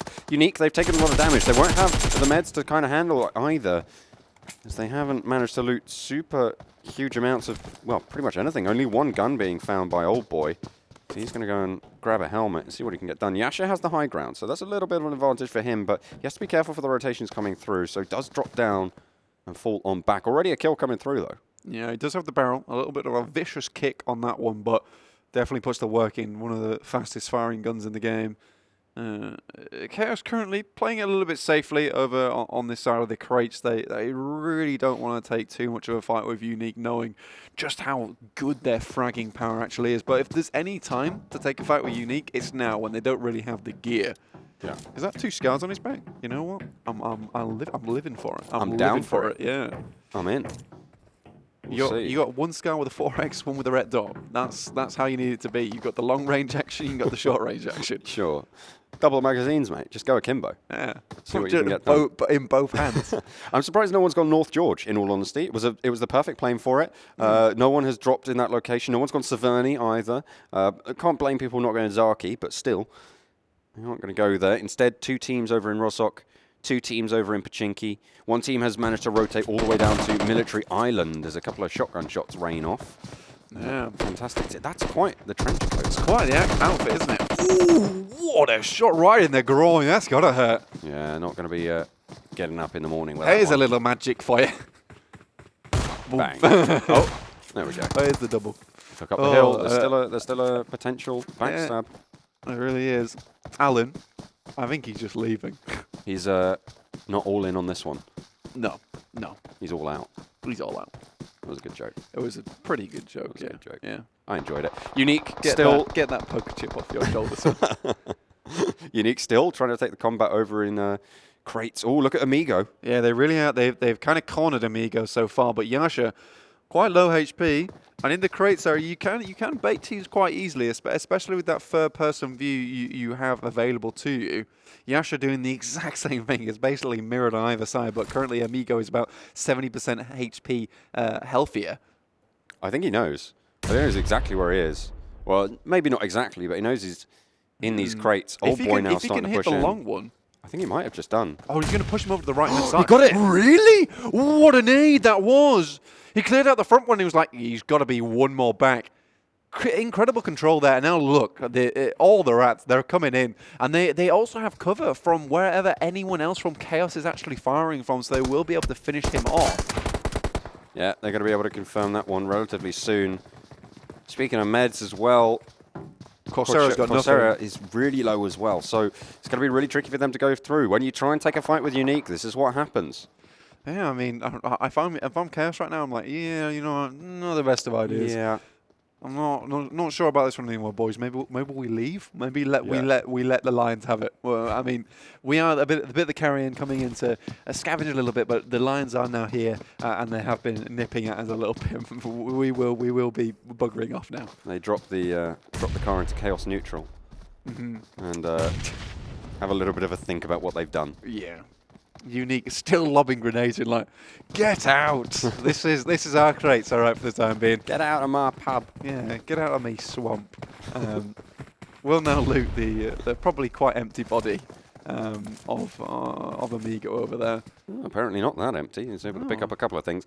Cream over in Milta, they're going to be pretty happy with the zone. Sorry, in Milta Power. Pretty happy with the zone. It's going to go straight over towards them. Lipovka holds at the moment. Fantastic team. Central, just to the south of Mansion, over towards Bunker as well. You've got Futbolists, as well as M19. The Brothers Gang, they have split up a little bit, but they are within striking distance of each other, as Deformia Meditari cross the river just to the east of Rozhok, to the south of Yasnaya as well. Ultra still on that military island as everyone is just starting to make their way across. Of course, this first circle is pushing in, but it's relatively slow. The teams over in South George, however, do need to think about getting a move on, do need to get a shifty. Of course, during that whole fight, Unique won't have looted that much. Yeah, exactly. They were hard pressed. They were on all sides. They were really getting a lot of attention from Chaos. And now, yeah, Unique, they don't have a vehicle. I believe Chaos actually took the Darcy that was just outside crates. So they're going to have a little bit of a tough time getting... Oh my God, Cornell! That was very close to your teammate. Could have actually ran him directly over there. Just run him down. Just giving him a bit of a heart attack as he drives on past. Now we're going to see... What's life without a couple of thrills, eh? Yeah, exactly. And it's so far that Deformia, they've had quite a few thrills for themselves these past 3 matches. Yeah, I said a few thrills. I didn't mean the number of thrills that it would take to turn your hair white, which is seemingly what they're aiming for. Yeah, absolutely. I mean, to be fair, all the characters in this game usually have white hair. Because, in my opinion, it's probably this the coolest, bro. Do you think? Yeah, I think I think just a full-on shaved bonce. I think that there are more players in this game with white hair than shaved bonces. Do you think? Yeah. What makes you think that? Because it's the coolest. And it's all. And to be fair, look, that's white hair. No, it's not. Yes, it is. That's absolutely not. I can't see. That's definitely at least dark hair. I'm craning my hair. Oh no, that might be dark hair. That's dark hair. It's This is the worst example. Okay, this is the worst example. All right. Okay. Well, you point out to me when you first see someone with white hair, and then we'll go from there. Right. All right. Fine. I will. Fantastic. 4 players dead. 16 teams still alive. Unique starting to make that rotation now, except for Kitsune, who's instead going to drop on back and crash into the side of a bridge. Maybe get the boat. Maybe get the boat. No. Maybe look for a boat, but no. Okay. It's just. Where is he going? He's just going over to North George. What is going on? Did he see a crate? There is no crate there. There is no spoon, Kitsune. Where are you? Where is he going? No. Kitsune. What? What's gone wrong? What's happened? What? I am genuinely perplexed. Who hurt you? I'm trying to have a think about who could Don't possibly... leave! Why they could possibly be doing this. Is he coming back now? He's coming back now. I just don't understand it. He's shooting. He's shooting. No, Is he? No, come back. I don't know what's happened, but he's stopped moving. He's bandaging. Okay, so that's why he's stopped moving, but... What? Okay, whatever. The circle going to zone in over towards Milta Power just a little bit more as well. Ultra going to have to cross the bridge across from Military Island. And everyone else is going to have to try and move a little bit further south. Unique, well, most of Unique are now out of the blue and trying to wrap around the lake just to the west of Yasnaya. I genuinely have no idea why he's done He's this. coming. He's coming home. No, please, no. Yeah, Okay. good. Stay on the path. Come on, all right. Watch You out can for the do rock. this. Okay, Yeah, good job. Right in the Okay, hill. come down. That's Okay. it. Oh, you're Nice. perfect. You're on your way, son. Don't hit the tree. Good job. Oh my God, awesome He's place. got no meds left. Oh, the rock. Oh, Oh, that was so crash close. That was so close. Oh, he sees it. He sees it. He sees the entrance to the blue. He's going in. Oh, over the top side. Down. There's a road right in front of him. That's going to speed him up a little bit. That's going to give him that extra oomph on the kilometers per hour. Oh, he's coming through. There we go. He's Across in. the And the gas line. station as well. Perfect. He's going to refuel there and off on his way. Wonderful. Easy peasy. Goodness me. What an adventure that was. But Cream have an adventure of their own. Unfortunately, it's going to be down on his hands and knees as PSK gets shot on out. The Futbolists have something to say about them being on this hillside, and they're not too happy about it. No, just like, this is my hillside. All right, you leave immediately. Yeah, now we're at the lumber area as well. This is actually a very nice little creative area. I actually really enjoy Erangel. I mean, it's surrounded by all sides by basically a massive hill. So making your way up there is a little bit difficult, and then there's some very fun areas you can chill out there as well. But it looks like footballers are just going to basically get out of there. They want nothing to do with it. Just got to run away. Disciplined. Exactly what you need to see. Unique, they're pushing in from the north as well. Ooh, the Futbolists taking a little bit of fire from Cream, but the DPE spray not quite going to be able to land. White hair. There I it think is. that's grey hair. White hair also? No. White hair. Okay. No. Grey hair. When you put the helmet Grey on, hair. when you put the helmet on, it makes it look grey. Grey hair. That's white hair. Grey hair. Do you even play PUBG Mobile? Grey hair. That's white hair. It's grey hair. It's white hair. Okay, you believe what you want. I think everyone in chat right now is completely agreeing with me because they know when you put a helmet on, it makes the white hair look a little less white, and it's why you were a little bit disappointed when you pick white hair in the screen and you're like, that's not white hair. What's going on there? Coursera, Chaos, they lost Amigo. A friend did leave, but it looks like they're carrying on for him. MVP. It's in the window currently. I think Wolf can actually see right from the third-person view. Just a little bit. Getting that intel. Unique.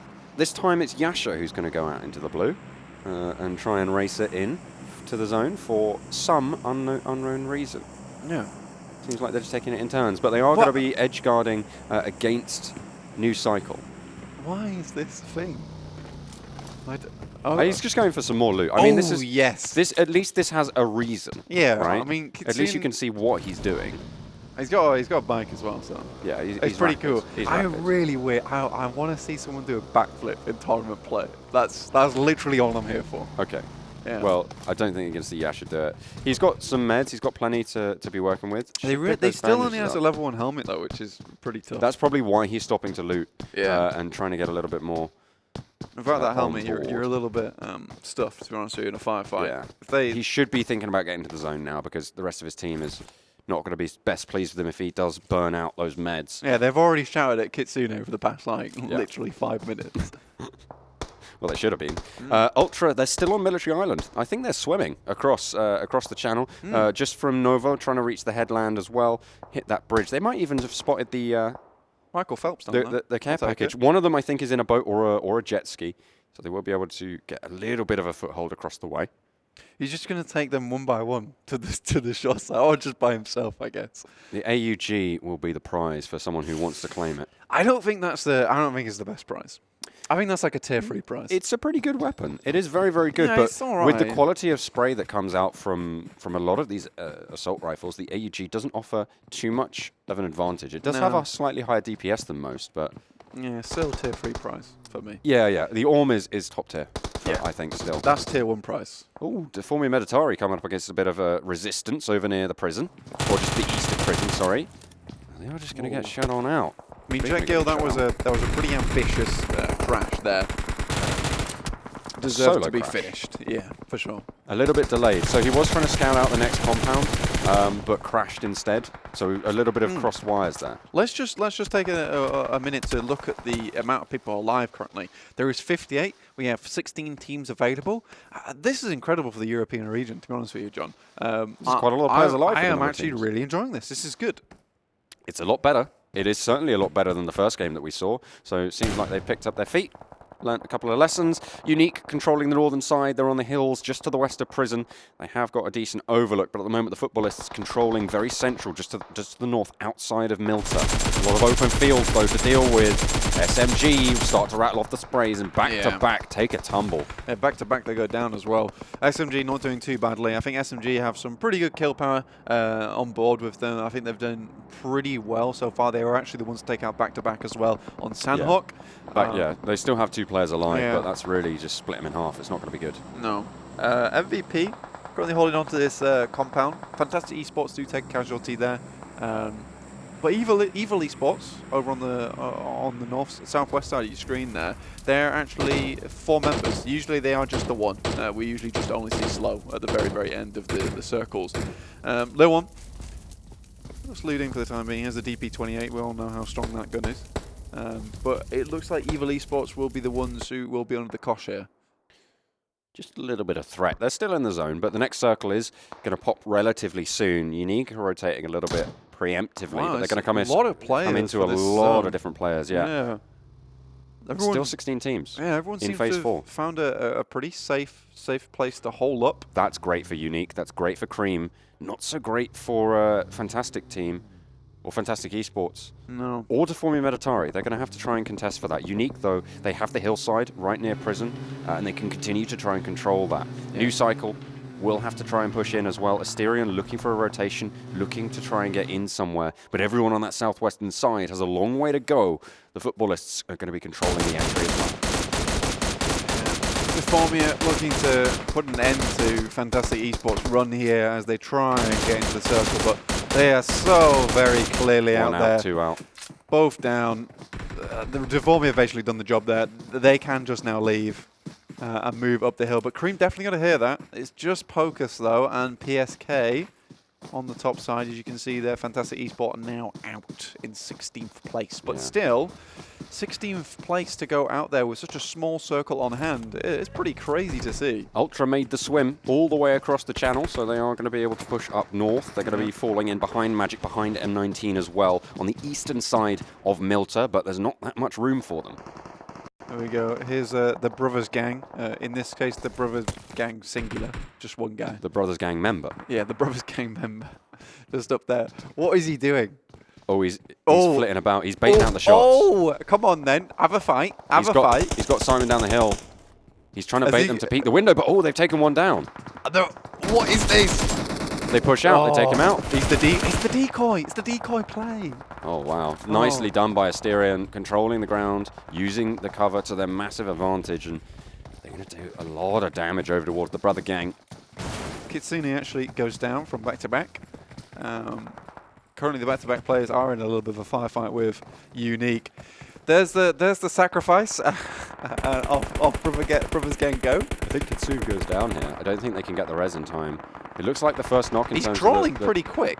Yeah, but the health bar just isn't quite there. He's giga crawling, dude. He's giga. I don't think he makes this. I just don't think he makes this. He's got the turbo on. They're actually picking him up. They managed to go for the res. They're completely out in the open though, and no way he gets out. Get him! Oh boy, that was unfortunately too risky for you.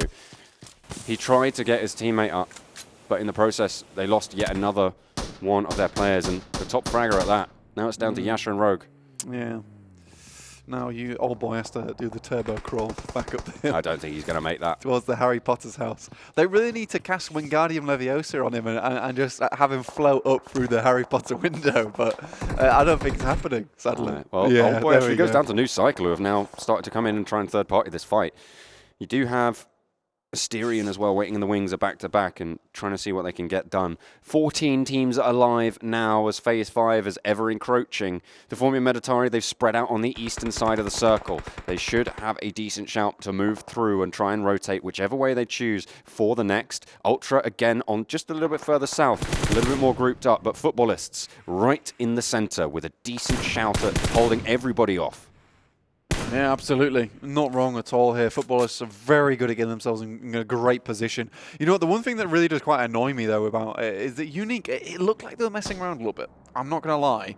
And in my opinion, this fourth match of the day was really a match to play outstandingly and push yourselves ahead of the pack with that 84-point lead. It was almost 20 points. And if you can make that even further, it becomes even harder to catch up to you. So, I don't know, it's quite frustrating for me to see them almost mess around like that a little bit. Well, the game's not done just yet. Still 2 members of Unique alive and kicking, and if we know anything, it's the top 3 fraggers in the game so far are 3 Unique players. One of them still alive. That's like semi-BM. That's like a backhanded compliment to Rogue. Unfortunate. But back-to-back, I'm pretty sure Rogue can see him. Doesn't take a shot, though. We'll wait around for the time being. But Asterion, previous winners for the last match, still alive and kicking. 4 members still. It seems this team is very, very hell-bent on keeping their members alive and getting themselves into a good position slowly but surely. And that absolutely does win the race here. Deformia Meditari have stacked up to try and start their insurgency. Ooh, a nice headshot over onto Unique as well. Is going to give back-to-back a little bit more power. They will be able to get the res, but it's going to be super damaging. No helmet available, I think, for both of them now. Deformia Meditari, they spread out. They're going for the push, and they're going for the fight. Able to get yet another one from Evil. Yeah, and right in front of a loot crate, no doubt. So they might be able to get up to there, and that will be Evil Esports going down in 12th. Not the greatest result of them at the end of the day for match 4. We're probably going to see them towards the end of the leaderboard at the end of this match. Chaos, though. They don't want any of this. No, they really don't. You are running into M19, one of the more consistent teams, as well as Futbolists, who they are a terrifying team to come up against. I mean, sure, they've not had a massive kill game, but when it comes to it, they definitely know what they're doing. Like, look at that. Like, he's forced him into the nade there. It's incredible to see.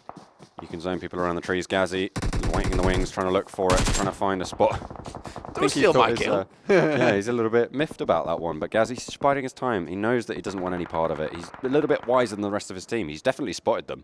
Definitely knows where they are, but doesn't look like they know where he is. Corsair moving over towards him. Gazzy's like, stay away. Just stay away. Just like, don't. Yeah. Don't give me away, okay, please? I still have the chance to make it into the top 10. Don't do that. Now, Futbolists, they have to tangle with M19 now. Lightning currently over the top side. Not quite bringing the Thunder yet, but Zessi looking to take him down. They're a little bit dangerous. They are just running all over the place. But Lover's in, still scouting, making sure they can see up the hill and tell his team when he needs to leash them back in again and say, look, we need to take a fight behind us, actually. Lightning, though, in the grass, just waiting. They do know that he's out there. They know exactly where he's going to be. They know he has to push for the next circle as well. So they can just bide their time, but in the meantime, they're going to be crashed on. M19 going for the fight. Yeah, Tron does go down. Evo Station also taking a lot of damage. Exclusive now. Drops down to the grass. Won't quite see any of Futbolists, and both guys will be rezzed right now. That's Exclusive. 3 knocks coming in as well against the Futbolists. Everyone needs to get rezzed and get up, but M19 are there, the nade, that's huge. Oh gets the knock. God! Goes straight back down. Does get the res, though, on the other teammate.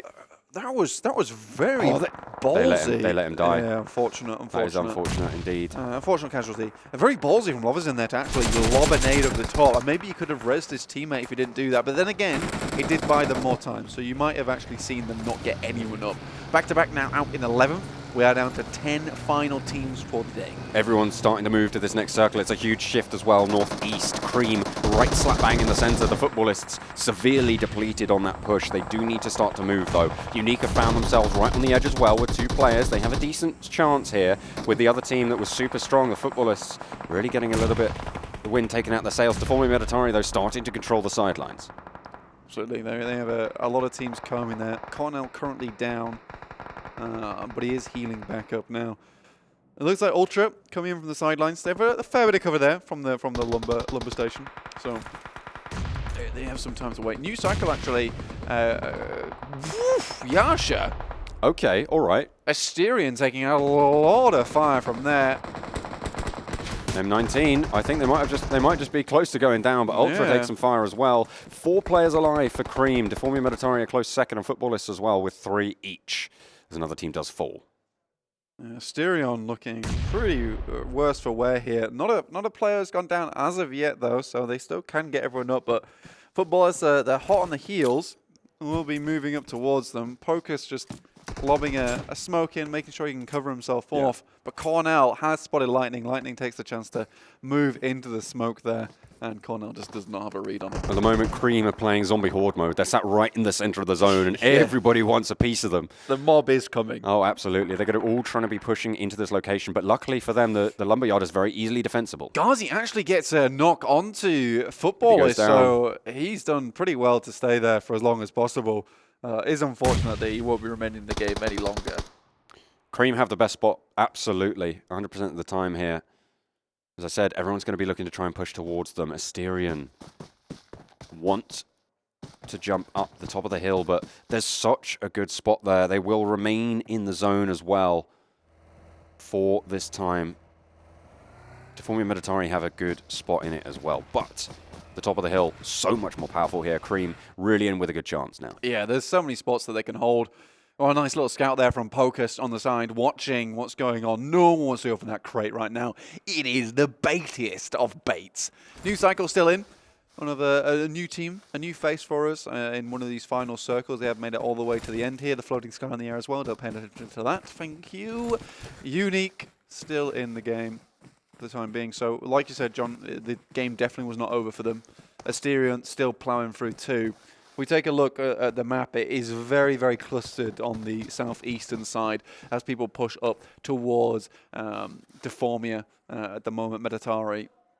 Like you said, John, they've got a really good position there, but Cream, in terms of cover and scouting potential, yeah, they're sitting pretty up here. Asterion taking a lot of fights, but you can see Unique just crawling their way through. They don't want a piece of this fight. There's 3 teams fighting over on this hillside, and they're just trying to stay out of it as much as possible, but Cream seem to have figured out what's going on. They're going to turn their attention that way, but in goes Asterion to actually third-party that engagement. Yeah, this is the problem when you get right dead in the center there. Unique, by all means, should have probably gone down, but Cream, they're not only dealing with Unique, they're dealing with several other teams around them currently, so they can't be laissez-faire with the way they take their fights. They have to be really, really cautious. 4 players from Asterion just really coming up from the rear towards this tree where they will have actually decent cover. In come the nades too into the smoke.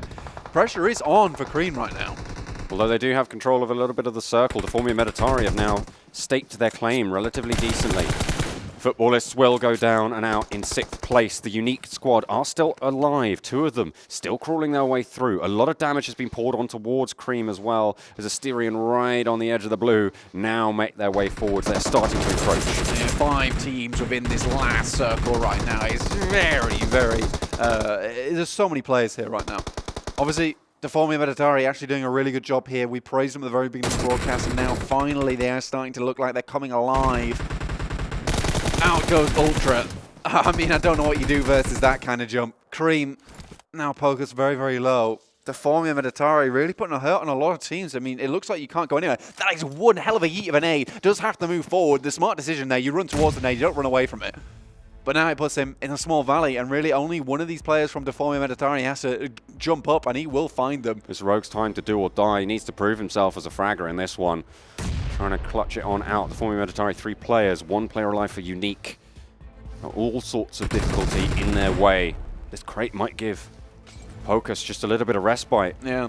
Really here for any chance for Unique, a player from Deformia Meditari has to go down, because then they will be going contending against 2-1-1, which will be much, much easier for them to perform in. Unfortunately, Rogue currently is just sitting on the side, and for Deformia, they have a really good position where they can hold these 3 players very, very well, because they are nowhere near anyone else currently. They have a really good form of cover. Okay, Rogue's going up, going bold, and going into the blue just a little bit by the looks of it. He's going to go in, and Asterion just shut him down. Easy peasy, lemon squeezy. They go out in 4th, managing to get pretty far though.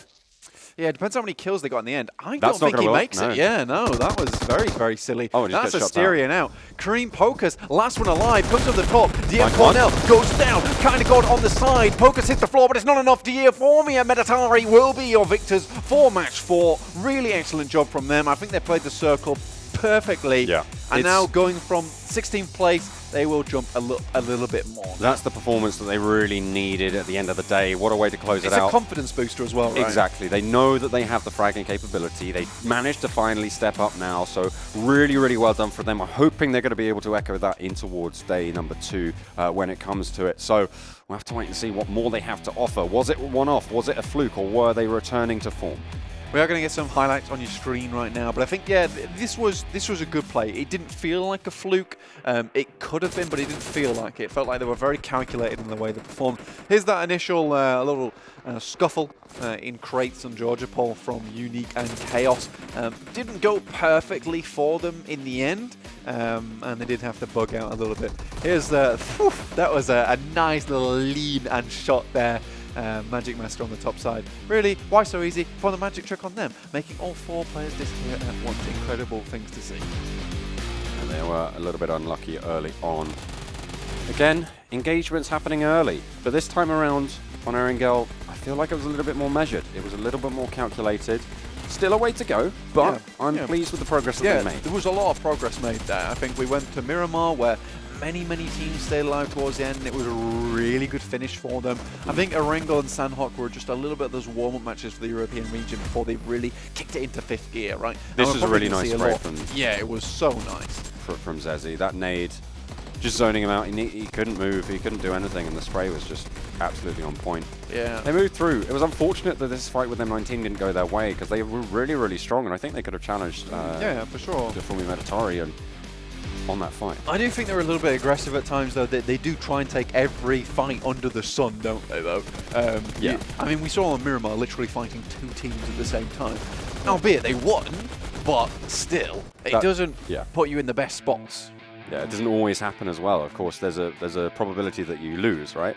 So you've got to be careful when it comes to it. It's going to be pretty difficult to try and to maintain that strength. Yeah, absolutely, John, absolutely. This has been a fantastic day of the European region, though. We've seen some ups, we've seen some downs, but mostly it has been really good. And that 40-point game from Unique was just such a treasure to watch there on Sanhok. Yeah. I think it's been a great day overall, though, John.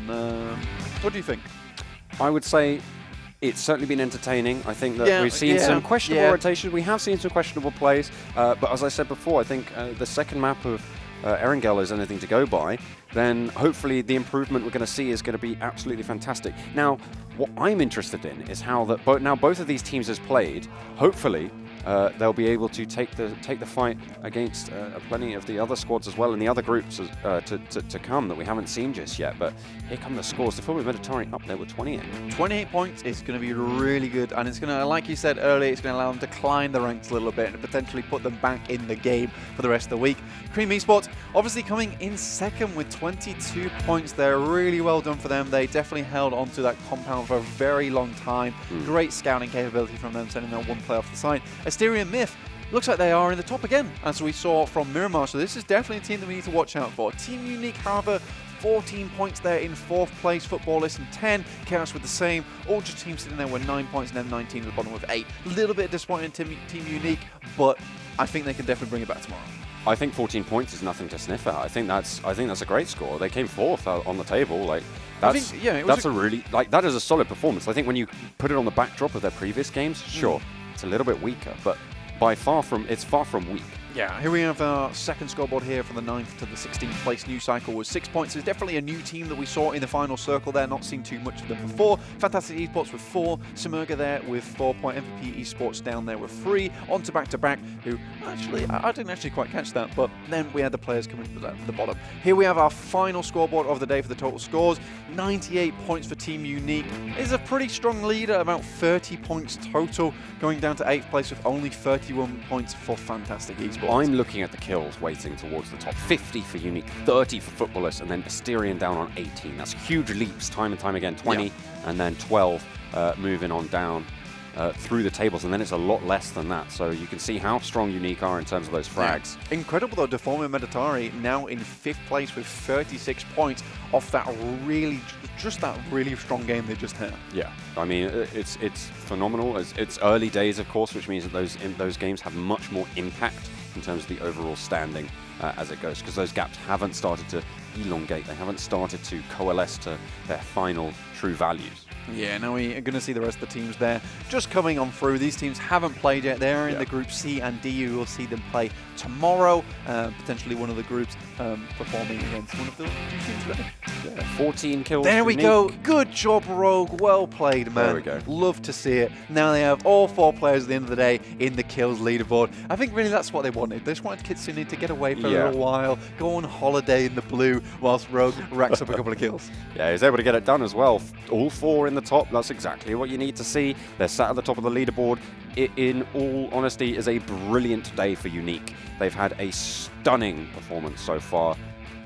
10 kills. That's more kills than a lot of teams. Yeah. And each player has more than that. Which is just bloody ridiculous That at is- the end of the day. That is certainly a unique performance.